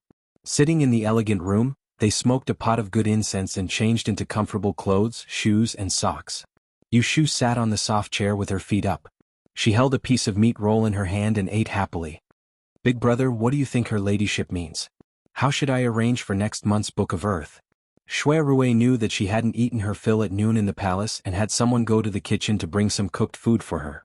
Seeing that she was eating happily and her stomach was a bit noisy, he used chopsticks to pick up chicken shreds and rolled them into the egg pancake. He dipped the pancake in chili sauce and ate a few bites with her. "Didn't her ladyship tell you to do as you see fit? Then you can make your own decisions." Yushu poured a mouthful of wine and frowned. "It's easy for you to say. There are so many women in the inner palace. Just the ones that are attached to Guifei number at least 10. If her ladyship doesn't say, how would I know which one is honest and which one is restless? What if I promote a person with evil intentions and cause trouble for Guifei?" In her understanding, Guifei Shui was in a palace drama of women scheming against each other. One careless move and the whole game would be lost. Shui Rui looked at her groundless worry and couldn't help but laugh. He picked up the clean end of his chopsticks and lightly tapped her forehead. He said in a sweet voice, "You're smart, but you're thinking too much. Let me tell you this, her ladyship is giving you a chance to fish for benefits. Guifei Shui's pregnancy couldn't be listed in the Book of Earth. The entire inner palace was watching. Today Yushu was called into the palace. It was equivalent to giving everyone a signal. If you want to show your face in front of the emperor, come and find the imperial lady." It was much easier for Shui Rui to translate Guifei Shui's meaning. "You don't have to worry. Just wait. Whoever is sincere will naturally send them to you. You just have to do as you see fit. If anything happens, her ladyship in the palace will take care of it for you."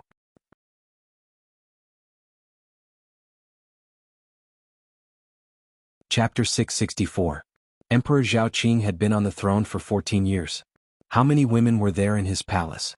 When Yushu had just taken office, she had done a calculation. 3 palaces, 6 courtyards and 72 imperial concubines. This was all fake. Under Empress Rui, there was 1 first-grade Guifei, 2 second-grade palace concubines, 8 third-grade palace concubines, 32 fifth-grade and above nobility. Below them were talented women, beautiful women, and virtuous women. Speaking of the Yin dynasty's concubine selection system, it was usually once every 3 years. Young women were chosen from the 13 provinces and counties and sent to Jing after layers of selection. Even if less than a tenth entered the palace, it was still a significant number. The most pitiful were the palace women that these places offered. If they had some family background, they could find someone to rely on in the palace. Maybe they could show their face in front of the emperor. If they were lucky, they could become a talented woman, a beauty, and a master. Otherwise, they would basically be a widow for the rest of their lives. Every month, Kunling Bureau would redraw the next month's Book of Great Earth. There were 30 days in this month. It was fixed that the Empress needed 3 days, the Guifei needed 3 days, and Shu Fei needed 3 days. That was 1/3. Other than that, the Emperor also needed to rest. Every month there would be 3 to 5 days to cultivate. If he slept alone, there would only be half of the 30 days left. There were at least 80, if not 100, people lining up to sleep with the Emperor. 15 days wasn't enough. That would depend on the arrangements of Kunling Bureau. Yushu had studied it. The original purpose of setting up the Kunling Bureau was probably to limit the influence of the imperial harem on the emperor and the previous dynasty. She gave this right to change officials instead of being controlled by the empress. It was for public affairs and private affairs. This also prevented direct conflicts between the emperor and the empress. That was why this rule, which clearly interfered with the emperor's personal freedom, could continue to this day. Before today, Yushu had never thought that she would be able to gain any benefits from her position as the female official of the Kunling Bureau. It wasn't that she was timid or that she was a righteous person, but that she knew her own limits. She was just a fledgling new official and didn't have the ability to extend her hands into the emperor's inner palace. Even if Shui Rui had said it so directly, and with Shui Guifei's personal promise, she wouldn't be moved. It was impossible for her to accept bribes in the name of compiling the Book of Earth. Big brother, are you telling me to abuse my power for personal gain? Yushu shook her head and said with a smile, "Forget it, I don't lack money to spend, I can only disappoint your highness' good intentions." Even if noble consort Shui was protecting her because she wanted to return the favor and thank her for being willing to stand on her boat, she couldn't be blinded by the fame and fortune in front of her. Moreover, she didn't trust noble consort Shui. Her reaction was out of Shui Rui's expectation. He became serious and looked at her. After a while he understood. "Shu, are you afraid that her ladyship—" "Hey, I didn't say anything," Yushu interrupted him with her chopsticks. She picked up a piece of jelly and stuffed it into his mouth. "Oh right, I have to ask you to help me find out something." Shui Rui knew of her misgivings and changed the topic. He silently praised her for being more and more thoughtful. There were some things that even he didn't think of, but she could detect them. He didn't dare guarantee that Shui Guifei's words to Yushu to let her borrow the Book of Earth to gain benefits was to thank Yushu, or to tempt her greed and seize the opportunity to control her. "What is it, say it?" Yushu poured another cup of wine for Shui Rui and moved closer to him. "Do you have any friends in the Ministry of Appointments who can help me find out which Darren was the Suzhou magistrate between the 10th and 12th year of Baotai?" The Suzhou prefecture was Zhili and had a dozen or so counties under its jurisdiction. Among them was Yiyang City, where Yushu was from. The Suzhou magistrate was to supervise the officials of the Suzhou magistrate who were sent from the capital to the local areas. Shui Rui's expression changed. He raised his eyelids and asked her, "Why are you asking about this?" Yushu said vaguely, "Oh, I have something. Can you help me find out?" She suddenly wanted to ask about the person who was sent to the south to be an official more than 20 years ago. Shui Rui instantly thought of Yunhua, so he didn't want to be easily fooled by her. "Is it related to the person you promised Yunhua to look for?" Yushu knew that she couldn't hide it from him. She hesitated for a moment and simply said, "Yes, it's because of Yunhua." Shui Rui suddenly narrowed his eyes. "Then this person who was once the Suzhou magistrate is the person Yunhua wants you to look for?" Yushu shook her head and said gloomily, "If only it was so simple. I also don't know where to look for that person, but Yunhua told me that if I can find this Suzhou magistrate, maybe I can ask about that person's whereabouts." Her words were incoherent, and it was difficult for Shui Rui to understand. He was suddenly full of suspicion and asked her, Tell me honestly, who exactly did Yunhua ask you to look for? Maybe I can even help you with some ideas." Yushu thought that he was right. She wanted to look for someone, but she couldn't do it in a big way. She definitely needed Shui Rui's help. Yunhua didn't tell her not to tell others. If she told Shui Rui, it wouldn't be considered as a leak. Well, actually, it's not anyone else. Brother, do you remember the storyteller at the tea house on the street that I told you about? Yushu mentioned it to Shui Rue with a gossipy expression. What that person said was somewhat true. In the past, before Yun Hua went to the capital for the imperial examination, there was indeed a wife in his hometown, and she gave birth to a son for him. But later he was forced to marry a princess, and he lost contact with his wife and children in his hometown. The person he wanted me to help him find was his eldest son, who had been missing for 20 years. Shui Rue was stunned. Yushu only thought that he was surprised. She sighed and said, "Who would have thought that the story of Yun Hua's son and Princess Liyue was actually like this? Poor mother and son. Eldest senior brother was really a scumbag." "Then what does this matter have to do with the Suzhou magistrate back then?" he asked. Yun Mufeng is the pseudonym of Yun Hua's son. He was originally from Yiyang. When he was young, he traveled everywhere and befriended the Suzhou magistrate who had just been sent down at that time. The two of them were close friends. Later, Yun Hua married a princess, right? He was afraid that someone would investigate his background and harm his wife and children, so he secretly wrote a letter to the Suzhou magistrate to help him take care of his wife and children. Later, Yun Hua predicted that his wife was in trouble and knew that his wife was dead, but the whereabouts of his children were unknown. Could it be related to the Suzhou magistrate and he saved his children? As Yushu told him about this melodramatic past, she imagined it and analyzed it with him. If you ask me, it's very possible. If the Suzhou magistrate is a true brother who values loyalty, he must protect the child's life. It's best if he treats the child like his own son and raises him until he's an adult. After 18 years, he will tell the child about his past so that he can avenge his parents.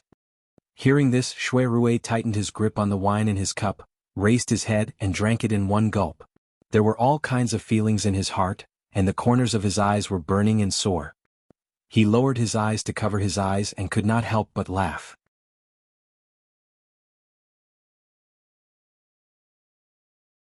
Chapter 665. In the evening, when Jing Qin found Wang Ji Tower, Yushu was taking care of Shui Rue, who was drunk, in his room in the backyard. In the afternoon, the two of them came back from work and bought a table of dishes. They were supposed to talk about business, but later on he was in the mood to drink. Drinking Hua Diao did not satisfy his craving, so he asked someone to bring 2 jars of 20-year-old frozen jade marrow from the wine cellar. As he drank, he became intoxicated. When he insisted that she sit on his lap and feed him, she finally realized that he was drunk. Shui Rue had always restrained himself and rarely indulged himself. This was the second time she saw him drunk. The first time was when he pretended to be crazy and took advantage of her. Thinking back to that time, she was still in love with Jing Qin and turned a blind eye to his attentiveness. She lied to herself and called him brother and sister, so he did not dare to easily express his feelings. That was why he drank to drown his sorrows. What was it for this time? Yushu sat on the edge of the soft couch and covered him with the blanket that he kicked off. She patted him gently with one hand and looked at his slightly red eyes. His thick eyebrows were furrowed. He had just fallen asleep, but he looked restless. She felt a little distressed and a little puzzled. As she was thinking, she heard Xiaoqing reporting in a low voice that Jing Qin had come. Yushu stopped thinking and asked Gui Qi to guard outside the bedroom. She went out to the tea hall in the backyard to see Jing Qin. "You just came out of the palace?" Yushu handed the tea to Jing Qin and sent the maid out. "Yes." Jing Qin nodded and said, "The emperor asked me to go over for questioning." The emperor was there as well. Yushu immediately became spirited. "What did he ask you? You didn't spill the beans, did you?" The three of them had agreed to keep the fact that they met Yun Hua in the outskirts of Ancienne a secret and would never mention it to a fourth person. However, Jing Qin was not good at lying, which made her very worried. If he spilled the beans, she would be the unlucky one in the end. Jing Qin hesitated and told her uncertainly, "I told them according to what you made up, but I don't know if they believe me or not." Hearing this, Yushu was relieved. She waved her hand and smiled. "As long as you didn't spill the beans, it doesn't matter if they believe it or not. Let them guess. As long as we don't say anything, they won't believe us even if they guess something." This lie was made up by her. After they met Zhao Xiaozhu in the Ancienne restaurant, the emperor said that they entered a hermit's residence. The hermit was an old man in his 60s with a white beard and was good at disguise. He asked them to stay for a night and the next day, and kindly asked his disciple to show them the way to the princess's tomb. Yushu Xiaozhu did not make it Shu, so she stayed. Yushu. Later, when Zhao Xiaozhu escaped underground, He explained that the hermit had sensed that they were related to the imperial court and didn't want to be involved, so he left.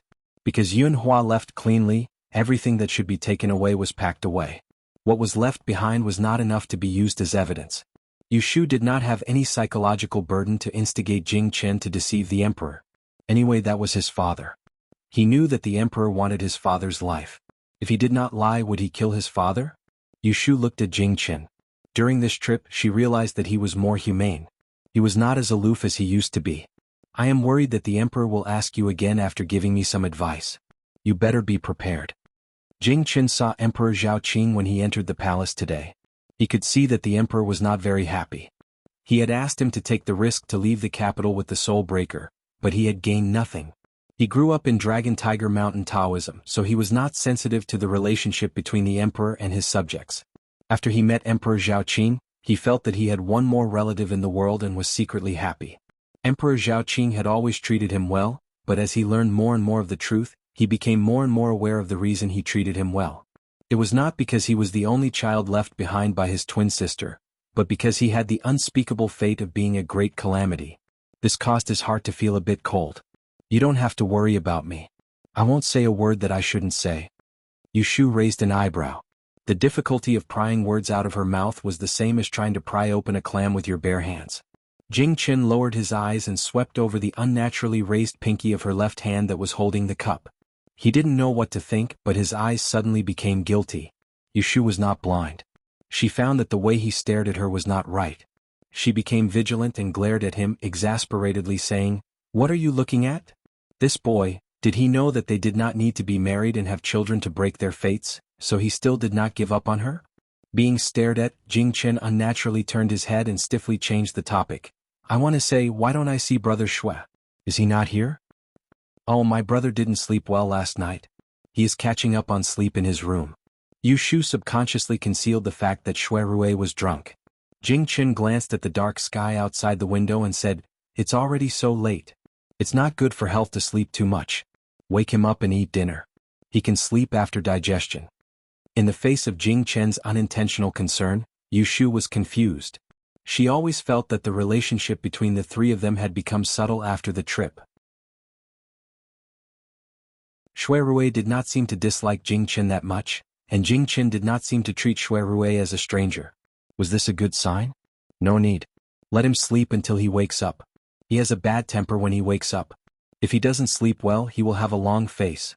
I don't want to see his face. Yushu made up a story. Jing Chen frowned and said, "Bad temper when he wakes up? That's a symptom of kidney and spleen insufficiency. How long has it been? Have you seen a doctor?" Why didn't she realize that Jing Chen could be so long-winded? Shui Rui's sleep was extremely restless. He had a dream for the entire night. Sometimes he dreamed of the time when he was very young. His father, Shui Zhao, was still alive. His father's face was blurry, and he held Shui Rui under his armpit and lifted him up high. His hearty laughter seemed to be echoing in his ears. "My good boy, don't be afraid. I'm here." Sometimes he dreamed that in the morning hall, his mother was holding the coffin and crying. Sometimes he dreamed that he was doing his homework in the small study in the east courtyard. His grandfather sat opposite him with an expressionless face and scolded him coldly. "Your mother is not in good health. Don't go to the backyard and disturb her recuperation. If you don't practice diligently, it's unfilial. If I find out that you sneak into the backyard while studying in the morning, I'll punish you by copying the first chapter of Mencius 500 times. You're not allowed to step out of this room until you finish." He struggled to wake up, but the nightmare would not let him go. 20 years had passed, and the most unbearable scenes replayed one after another, until he dreamed that the 10th princess fell from a building and died of illness. The emperor was furious and blamed the Shui family. His grandfather could not bear it anymore and exposed his unknown identity. "Because of you, my poor son lost his life so early. If I knew that you would bring trouble to my family today, I would have killed you myself." Shui Rui panted heavily as he struggled to break free from his dream and woke up while drenched in sweat. The window reflected the clear white sky, and the sour and sweet smell of the hangover soup lingered at the corner of his mouth. There was a cold fragrance drifting in the room, and it wasn't the warm fragrance that he was used to.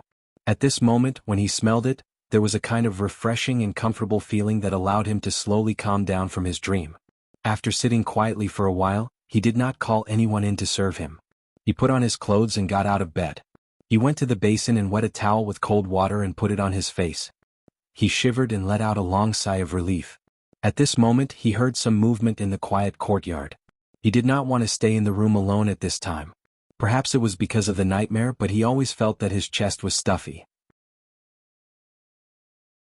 Shui Rui put on a long gown and casually tied his hair into a bundle, draping it over his back. He poured a cup of cold tea and walked out of the bedroom. He pushed open the door of the hall and saw a figure waving a sword in the middle of the courtyard. The unstained white clothes and the elegant posture were very pleasing to the eye. He stood in the corridor and watched quietly without making a sound. His mood fluctuated along with the simple and unadorned sword movement until a long yawn came from upstairs. "Oh, you're disturbing my sleep so early in the morning. If I knew this earlier, I wouldn't have let you stay here. Brother, you were also woken up by him?" Shui Rui raised his head and Jing Chen made a kung fu to retract his sword. Both of them looked upstairs and saw Yu Shu lying lazily on the railing. She raised a hand to greet them. Her sleepy eyes were smiling, revealing her white teeth. She was heartless but inexplicably brightened people's mood. "Good morning." The heaviness in Shui Rui's chest was swept away, and he splashed the cup of cold tea that he hadn't touched before. He looked at Jing Chen and smiled as he greeted him. "When did Brother Jing arrive?" Jing Chen answered honestly, "Yesterday evening." Shui Rui said embarrassedly, "I went to bed early. Shu didn't wake me up when you came." Jing Chen observed his face and explained for Yu Shu, "She knows you are angry when you get up, so she didn't dare to wake you up." Shui Rui blinked his eyes. Angry when he got up? Why didn't he know he had this problem? He looked upstairs and saw Yu Shu sticking her tongue out and making a face at him. While Shui Rui and Yu Shu were winking at each other, Jing Chen couldn't help persuading them. "Brother Shui, I have to say one more thing. You are angry when you get up early. It should be a symptom of kidney deficiency and spleen weakness. After the meal, I might as well take your pulse and write a prescription for you to adjust." Shui Rui's face darkened when he was suddenly called kidney deficiency. But he heard a burst of laughter from upstairs. "That's right. Big bro, just let Jing Chen give you a prescription to nourish yourself."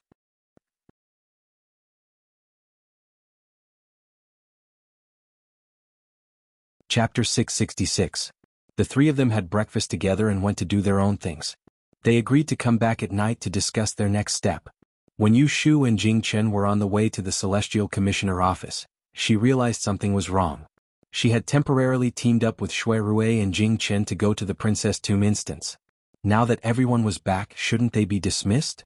She entered the Kunling Bureau's courtyard one after the other with a conflicted mood with Jing Chen. Several subordinates came early and were drinking morning tea in the East Assembly Hall. Seeing them come in, they quickly got up to greet them. "Lord Right Commander, Lord Yu." Jing Chen just nodded and said, Yu Shu responded with a smile, "Good morning, lords." Then one of them went up to the second floor and the other stayed behind to manage the affairs. After a month, the people of the Kunling Bureau had long been used to Jing Chen's not doing anything and his indifference to them. They didn't care and just surrounded Yu Shu to report the recent errands. Not long after, someone came in from outside to pass on a message from the Great Master, inviting Yu Nuyu to Taishi Tavern. Yu Shu heard Jing Chen mention it last night, so she should have known this and was already prepared. She unhurriedly ordered her subordinates to do what they needed to do and then followed the person. When Yu Shu arrived at Taishi Tower, she saw Master Ren and was surprised to see that Junior Supervisor Ren was also there. Master Ren chose to meet Yu Shu in the tea room of the East Pavilion instead of the very dignified hall. Except for Ren Qiming, there was no one else around. Taishi Tower had always been quiet inside and outside. The 3 departments and 2 bureaus of the Celestial Commissioner Office had their own duties. It had been going on for nearly 300 years. Unless it was a major event, there was usually no need to ask for his permission. "Sit down. I asked you to come because I have something to ask you. It's about Daozi and His Majesty is a little worried. Just say it, no need to be reserved." Titian raised his hand and gestured for Yu Shu to take a seat under the window. Ren Qiming was there too. He always had a straight face as if someone owed him money. She wanted to sit on the same level as Ren Qiming. Yu Shu hesitated for a moment before cupping her hands towards Junior Supervisor Ren and said, "I apologize for my lack of manners." It was true that she was the famous Miaoling messenger, but in terms of official position she was a 5th-rank official, while the other was a 2nd-rank official. Even if she had a title bestowed by the emperor, she was still inferior to him. It was better for her to play her part. Ren Qiming's expression softened slightly and he nodded at her. Official Yu, please sit. As soon as Yu Shu sat down, she asked a question. Without any preamble, she went straight to the point. It is said that a few days ago, Daozi went to the princess tomb to worship. Did you go with him in the lotus room? She listened to De Tidian talk about her nickname in a friendly manner. It was the pseudonym that Shui Rui gave her as a joke. She felt a little awkward, but she quickly got used to it and focused on answering his question. Yes, I have a good personal relationship with Jing Chen. He doesn't have many friends in the capital, so he invited me and my sworn brother to go with him. She took the initiative to mention Shui Rui because she wanted to explain in one go why Shui Rui would appear in their group as well. She wanted to avoid him asking about it later, and it would seem as if she was intentionally covering it up. Oh, did you encounter some accidents on the way? Yu Shu frowned and glanced at Ren Qiming, who was sitting next to her as a judge. She nodded and told him about their encounter with Zhao Xiaozhu at the inn. Finally, she added, we felt that there was a person who appeared out of nowhere to fight for us, so we wanted to follow him to see what he was up to. We didn't expect that we would go to a hermit's place. As she said this, she looked at the Grand Secretary. The other party was also staring at her. This was truly a little pressuring. It had to be known that for a powerful minister, especially such an enigmatic figure, even a gaze would have an inestimable deterrent power. She did not insist on looking him in the eye. In just a few breaths of time, she lowered her eyes. De Tidian seemed to be listening to her very carefully. After she finished, he asked the next question. What does the hermit look like? What are his characteristics? Describe it to me. He was almost 70 years old, healthy, white eyebrows and white beard. I heard that he called himself Mr. Yenya and was proficient in the art of Qimendunjia. Daozi and Mr. Shui went to the princess tomb together, and you stayed in seclusion because you sprained your ankle, right? Yes. What happened next? Mr. Yenya asked me to go and chat with him. Then I didn't know why I fainted. When I woke up, he had left. What did he say to you? Nothing much. Not long after I entered his room, I was drugged by him. His questions came one after another, but after each question he would give her time to answer. He listened very carefully but didn't look into it. This made Yu Shu, who had been on high alert, feel an indescribable sense of incongruity. Just like that, it didn't take long for Yu Shu to come out of Taishi Tavern. As she had expected, she didn't suffer at all. They clearly suspected her, but they couldn't interrogate her, not even a little harsher. Yu Shu tried to figure out their minds. They thought that she didn't know the secret of the great disaster and the life breaker, or they weren't sure if she knew it or not, so they were afraid that she would find out something she shouldn't know. Ren Qiming stood by the window of the small veranda and watched Yu Shu's back as she walked across the Nine Bends Bridge.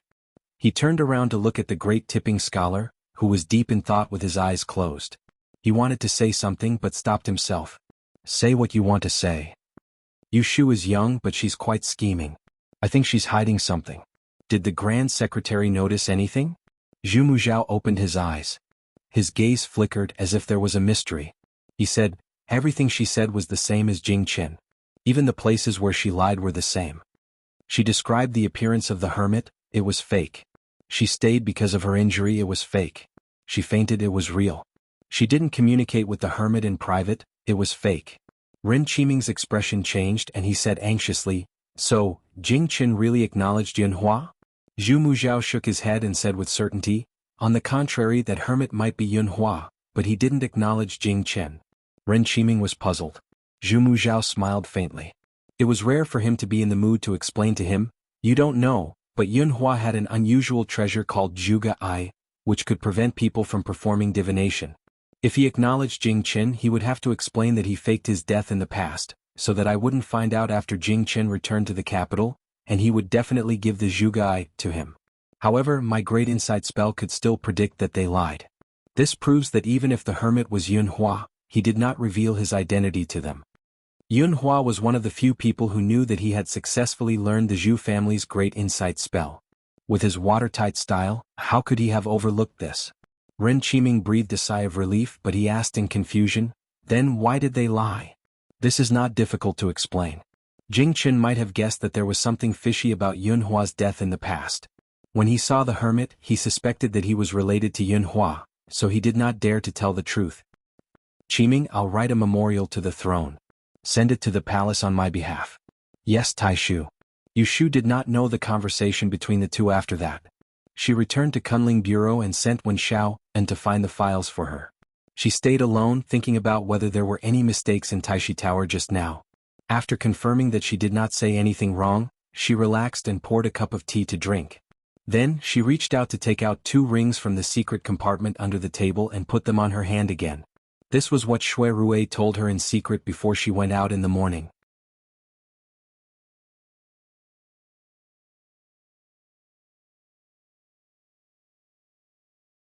Chapter 667. After taking attendance at the Supreme Court, Shui Rui returned to the estate. He summoned his personal manservant, Hataku, and learned that Shui Lingnan had not returned from morning court. He changed out of his official robes and went to the rear courtyard. Hataku followed behind him. Sensing his direction, he hurriedly advised, "Young master, if you want to visit the madam, it would be best if you wait for the great master to return." Hataku was 14 this year. At the age of 8, he had been transferred to Shui Rui to serve at his side. In the past few years, he had often seen his eldest young master being censured by the old minister because of the first madam. The Shui estate disciplined its servants strictly, but there were also some rumors that spread in private. For example, ever since the first madam passed away, she had become insane. As a result, the great master had locked her up in the rear courtyard, not allowing her to go out or receive guests. It was even difficult for her to see her own son. Shui Rui paid no attention to his advice. Without pausing, he passed through the corridors and crossed the garden into the rear courtyard. He paused outside the small courtyard next to the ancestral hall and ordered the manservant, Hataku, "Wait here." Seeing that he was being asked to keep watch again, Hataku couldn't help but grimace. When he was young, he had often been flogged for this, and even now, his buttocks felt numb. "Then young master, please hurry." He could almost foresee that he would not be able to escape a round of physical pain today, but what could he do? Who asked the young master to treat him so well? Otherwise, how could a fatherless, motherless servant like him be able to eat well and wear well, with no one daring to bully him? Madame Shui's complexion seemed fine today. Although she was still thin, there was not much of the smell of medicine in the room. Shui Rui knew that her illness had not recently flared up. "My son has gotten thinner again. Is it because the yamen is too busy and he hasn't been eating properly?" Madame Shui was blind and could not see Shui Rui clearly, so she took his hand and groped about. As always, she did not ask him why he had not come to see her in so many days. Shui Rui looked at her wrinkled eyes and could vaguely make out the gentleness and beauty she had when she was young. But now that she was in her 40s, she looked old and her hair was white. It was these years that had not seen the light of day that had wasted her. In the past, he didn't understand what kind of stimulation his mother had suffered to cause her to go crazy and have a look of hatred towards him. Now that he understood, he knew that the truth was so unbearable. Half of her life's tragedy was caused by him, this evil creature. He felt bitter in his heart, but he chatted with Madame Shui for a while as if nothing had happened. He naturally brought the topic to the deceased Shui Zhao. "Mother, I remember you said that I was born when mother followed father to the south." Madame Shui's lifeless eyes stared at his shoulder. As if thinking back, she nodded and faintly smiled. "Yes, you were born in the south." Ever since she had lost her sight, Madame Shui's memory had become very poor. Many of the things that had happened in the past were either forgotten or hazy. For example, 3 years ago, when the 10th princess died of illness and the disaster that had befallen the Shui family, she could not remember a single thing. What position did father hold in the south at the time? He then asked. In truth, a year ago he had thoroughly investigated the matter of Shui Zhao's previous position in the south. His current question was just to confirm it one last time. "I think he was in Suzhou serving as your esteemed son." Shui Rui's heart sank. He truly was the Suzhou magistrate. "Mother, do you still remember what month I was born?" He carefully asked, carrying with him an indiscernible nervousness, afraid that he would bring back her sorrow and cause her to fall ill again. Madame Shui forcefully grasped his hand.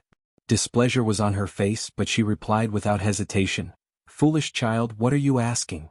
How could mother not remember what month you were born? Didn't your birthday just pass a few days ago?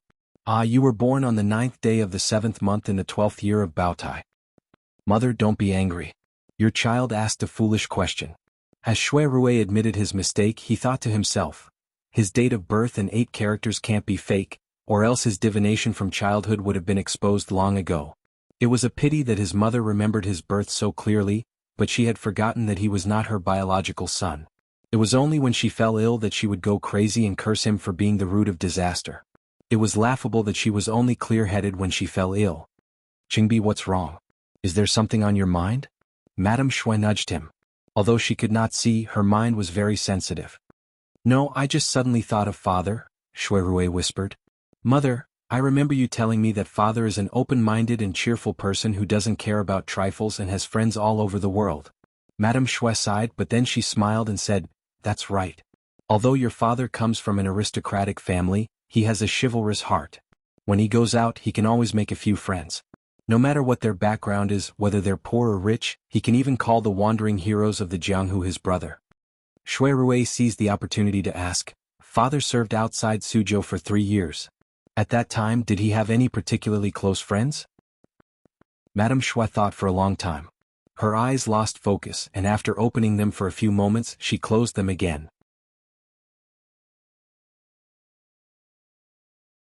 With great uncertainty she said, if you're talking about close friends, there was one. That person was a traveler of the Jianghu, and he almost became sworn brothers with your father. Speaking of which, it was thanks to him that your father was able to avoid a few calamities. Shui Rui's heart tightened and he blurted out, what was that person's name? Madame Shui shook her head. How many years has it been? How could I possibly remember? Around the time we returned to the capital, we lost contact with that person. Shui Rui's eyes flashed and his mind churned. He had already come to a conclusion. 3 years ago, when he discovered the secret of his birth, Shui Lingnan only told him that he wasn't a child of the Shui family, and refused to reveal a single word to his birth parents. He suffered a blow and first traveled to the north. After pulling himself together, he went to the south to investigate his birth. However, with the passage of time, he discovered only one point of doubt. When Father Shui was still in office, he had a guest who often visited Yang to meet friends. Shui Lingnan claimed that his eldest son had died because of this evil creature, but when Father Shui died, he was still too young to remember. He only knew that Shui Zhao had died of an illness before he was 4. According to the timeline, he was a baby brought home by Father Shui when he was out in the south. If he wasn't his own son, he was most likely entrusted to him by a friend, not picked up from the roadside. It was because Shui Zhao adopted him that he was killed. Shui Rui could not figure this out in the past. However, after listening to Yu Shu's confession yesterday and getting confirmation from his mother today, the mystery was finally solved. If his speculation was correct, the story should be like this. When Shui Zhao left the capital, Suzhou was very close to Yang. He met Yunhua's son by chance, and they regarded each other as best friends. Later, Yunhua changed his name to Changzhou's Yun Mufeng and entered the capital for the Dian examination with an ulterior motive. He passed the exam in one go and was favored by Princess Liyue. At that time, the late emperor was old and the fight for the throne was very tense. He was afraid that someone would investigate his background and make a fuss about his wife and child in his hometown. He secretly sent a letter to Suzhou and entrusted Shui Zhao to help him take care of his wife and child. At the same time, he gave the precious Zhuge Tong to Xan Lishan, whom he trusted, and asked him to send it back to his hometown. Everyone knew that the world was fickle. Xan Ye kept Yunhua's treasure behind Xan Lao's back, and Shui Zhao did not have time to protect his friend's wife and child. In the end, the mother and child left, and in order to cover up, he raised the child as his own. And he was the child that Yunhua asked Yu Shu to find, who had been missing for 20 years in exchange. Because of Shui Rui's reminder in the morning, Yu Shu had left the Directorate of Astronomy long ago before sunset, and she went to the Forgotten Opportunity Pavilion to sit and wait. Naturally, Jing Qin followed her. Therefore, when Shui Rui came back and entered the door, he saw the two of them sitting in the tea room, facing each other and staring at each other. He was not in the mood to argue. After he sat down, he asked the servants to serve tea and fruits again. The three of them went into the inner room to talk in detail. Big brother, when I went to the Celestial Commissioner today, I was asked by the High Commissioner for questioning. What did they ask you? Yu Shu told the truth. In front of Jing Qin, she did not mention a word about the details of the black ring. After listening, Shui Rui said, it seems that they are not sure how much inside information you already know. He turned to ask Jing Qin, yesterday when you entered the palace, did His Majesty and the High Commissioner mention Shu in front of you? They did mention it. Shui Rui frowned. Did they ask if you told her about the life breaker? Seeing Jing Qin shake his head, he was relieved. Yu Shu looked at his expression and could not help but feel puzzled. What's the big deal? What is Big Brother worried about? Even if they asked me, as long as Jing Chen does not tell the truth, they can't do anything to me even if they suspect me. Shui Rui glanced at her and said, "It would be great if it was that simple. Do you think that the great Qiao Dian, being able to control the imperial astronomer for so many years, doesn't have any extraordinary means?" Yu Shu heard the meaning behind his words and vaguely felt that something was wrong. Jing Chen also interrupted, "What is Brother Shui referring to?" The aristocratic families of the 12 prefectures in the capital have a foothold because of their family's unique skill. The Zhu family is the first. The reason why the High Commissioner Zhu can be valued by the current His Majesty is because he has learned this unique skill. The unique skills of the aristocratic families are secrets that are not passed on. Although some aristocratic families are not strict, most of the skills have been passed on. For example, the Xian family's Qiqiao Jinzi is said to have the creation method of the 6 vessels of the founding dynasty. For example, the Cui family's art of spiritual speech is said to be able to read minds. However, the unique skill of the Zhu family is not known by many. Traces of it have been passed on to the outside. Everyone only knows that it is an extraordinary skill of reading faces. This unique skill of the Zhu family is called Art of Grand Insight. Art of Grand Insight? Yu Shu looked curious. What ability is this? The so-called Art of Grand Insight can distinguish between truth and falsehood. The High Commissioner has been immersed in Yi for dozens of years. He must have understood the true essence of this skill. The amazing thing about this skill is that he can distinguish whether you are telling the truth or lying. In short, as long as he uses this skill, no one can lie in front of him without being detected. As Shui Rui explained, a mocking smile appeared on his face. The reason why he knew such a secret was because of his grandfather, Shui Lingnan. Not long ago, the old man had warned him that the Celestial Commissioner Zhu Zi had this ability and told him to be careful with his words in front of Zhu Muzhao.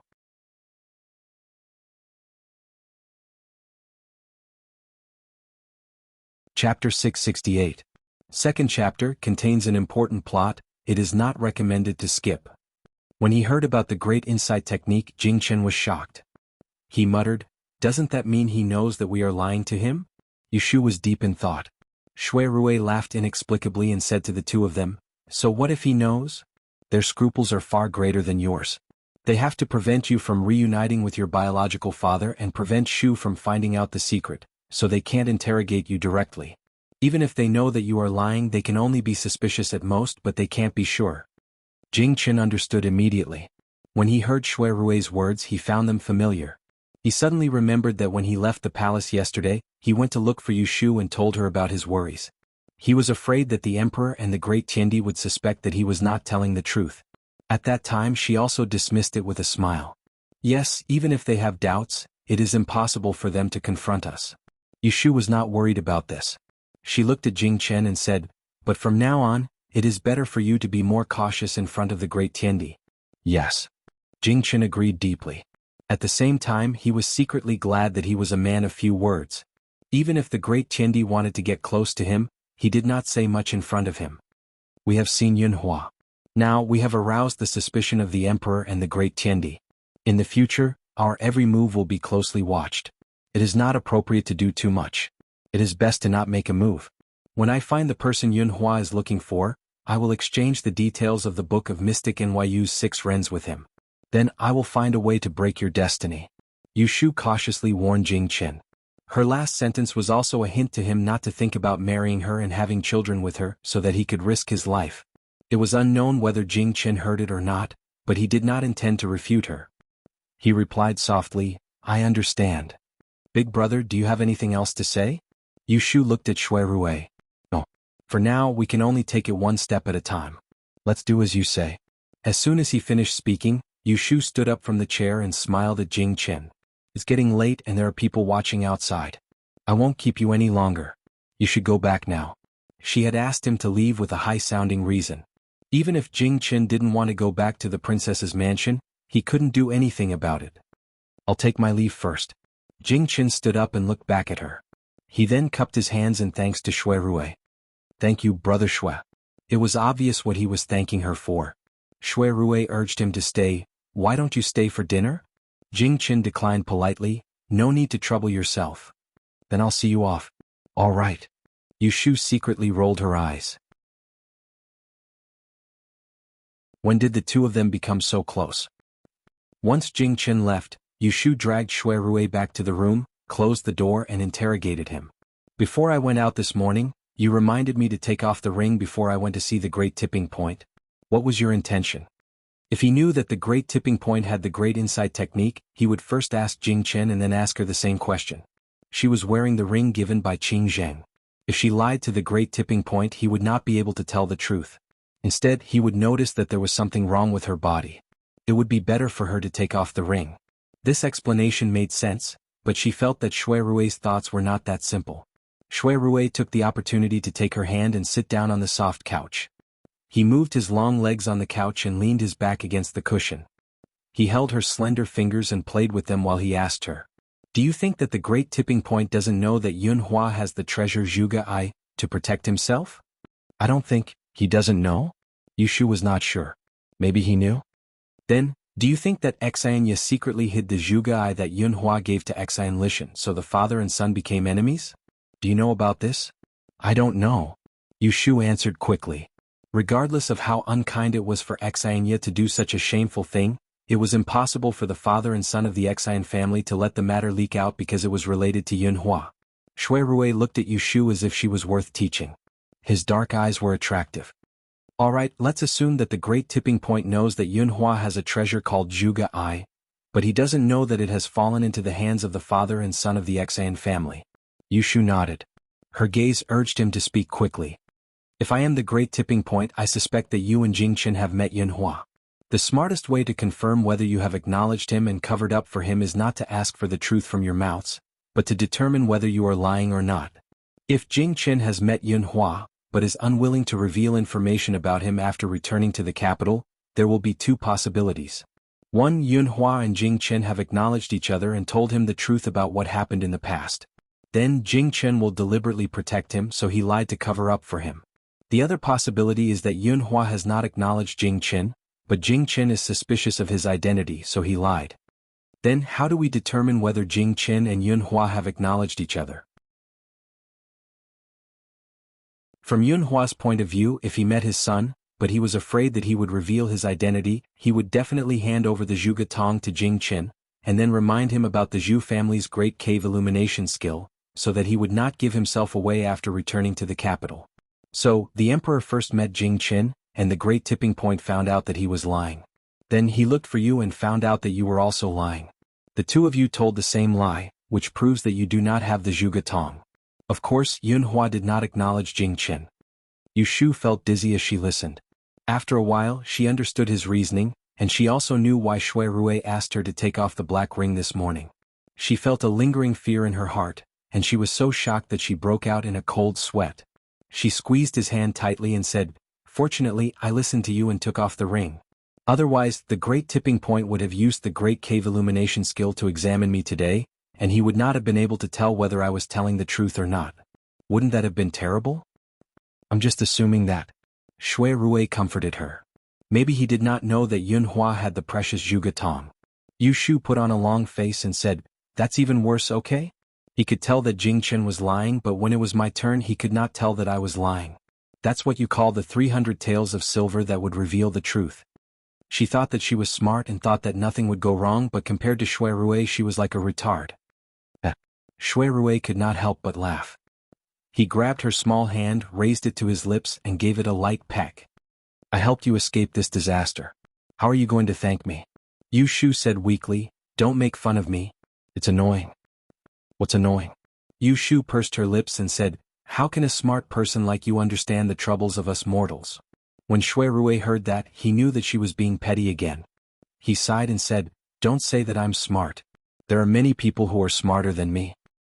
"Oh, why haven't I seen him before?" "Yunhua." Shui Rui uttered these two words softly. He had an unspeakable feeling in his heart. What he hypothesized were only thoughts that came to his mind this morning. However, Yunhua's actions after he met them made it seem as if he had already predicted what would happen in the future. He did not acknowledge Jing Chen by surprise. Instead, he kept Yushu, the person who destroyed his life. This was something that the Emperor and the Great Tipping Point would not have thought of. He told Yushu about his personal experience in exchange for her trust and sympathy. He made her willingly help him search for Jing Chen, but he did not remind them to be careful of the Great Tipping Point's great insight technique. It was not because he did not know the details of the Great Tipping Point. It was because he had thought it through and understood the mentality of the Emperor and the Great Tipping Point. That was why he took such a risky move. Yunhua and Xue Zhao were best friends. They knew each other when Xue Zhao was still in office. How could he not know Xue Zhao's name? However, he only told Yushu that he had a friend who was once the magistrate of Suzhou and asked her to go back and investigate. He did not mention Xue Zhao's name. Why was he neglecting the essentials? There was only one explanation. Yunhua confirmed that he was his son. He asked Yushu to look for him because he wanted to use her to let him know the truth. Therefore, there was only one choice in front of Xue Rui. Should he confess his identity to Yushu and acknowledge Yunhua as his biological father? Xue Rui was not a coward who liked to avoid problems. However, the truth of his identity came too suddenly. He was caught off guard and could not accept it for a while. In fact, he did not admire Yunhua, his biological father who descended from the sky. Even if he was Ez, who was once admired by thousands of people, and even if he endured humiliation and went into hiding until now just to find his whereabouts. After all, it was the Xue family who raised him for 20 years. The person who sacrificed his life for him was his adoptive father, Xue Zhao, and the Xue family who were implicated by him. This was the debt he owed and the responsibility he needed to bear. He could not force himself to acknowledge him as his biological father. Therefore, it was difficult for him to talk about it with Yushu. He did not even know where to start or how to start. "Are you talking about Yunhua?" Yushu replied. "You don't say. He is indeed inhumanly smart. He is just like you." When he heard her words that did not mean what she said, Xue Rui did not know what expression to make. He smiled at her and moved her soft hand to his chest. He thought to himself, "I'll allow him to be selfish for once. When I think it through, I'll confess everything to her. I'm different from him." At least, he could not abandon the woman he loved just to repay the kindness of raising him. He could not do anything to achieve his goal. Yushu paused and immediately nodded. "Yes, you're different from him. You can't be like him." She glared at him and grabbed his collar. She lowered her head and narrowed her eyes to warn him. "If one day you let me down because of some *T righteousness, I won't forgive you." Xue Rui nodded with a smile. When he saw her angry look, he could not help but put his arm around her shoulders, pressed her into his arms and hugged her tightly. It was rare that Yushu did not struggle. She quietly snuggled up to him for a while. Her face was pressed against his chest so she could not see his expression. "Yesterday, you asked me to help you find the Suzhou magistrate from 20 years ago, right?" "Yes, I almost forgot about that." Yushu quivered. She wanted to sit up but he pressed her back down. "Don't ask about it yourself.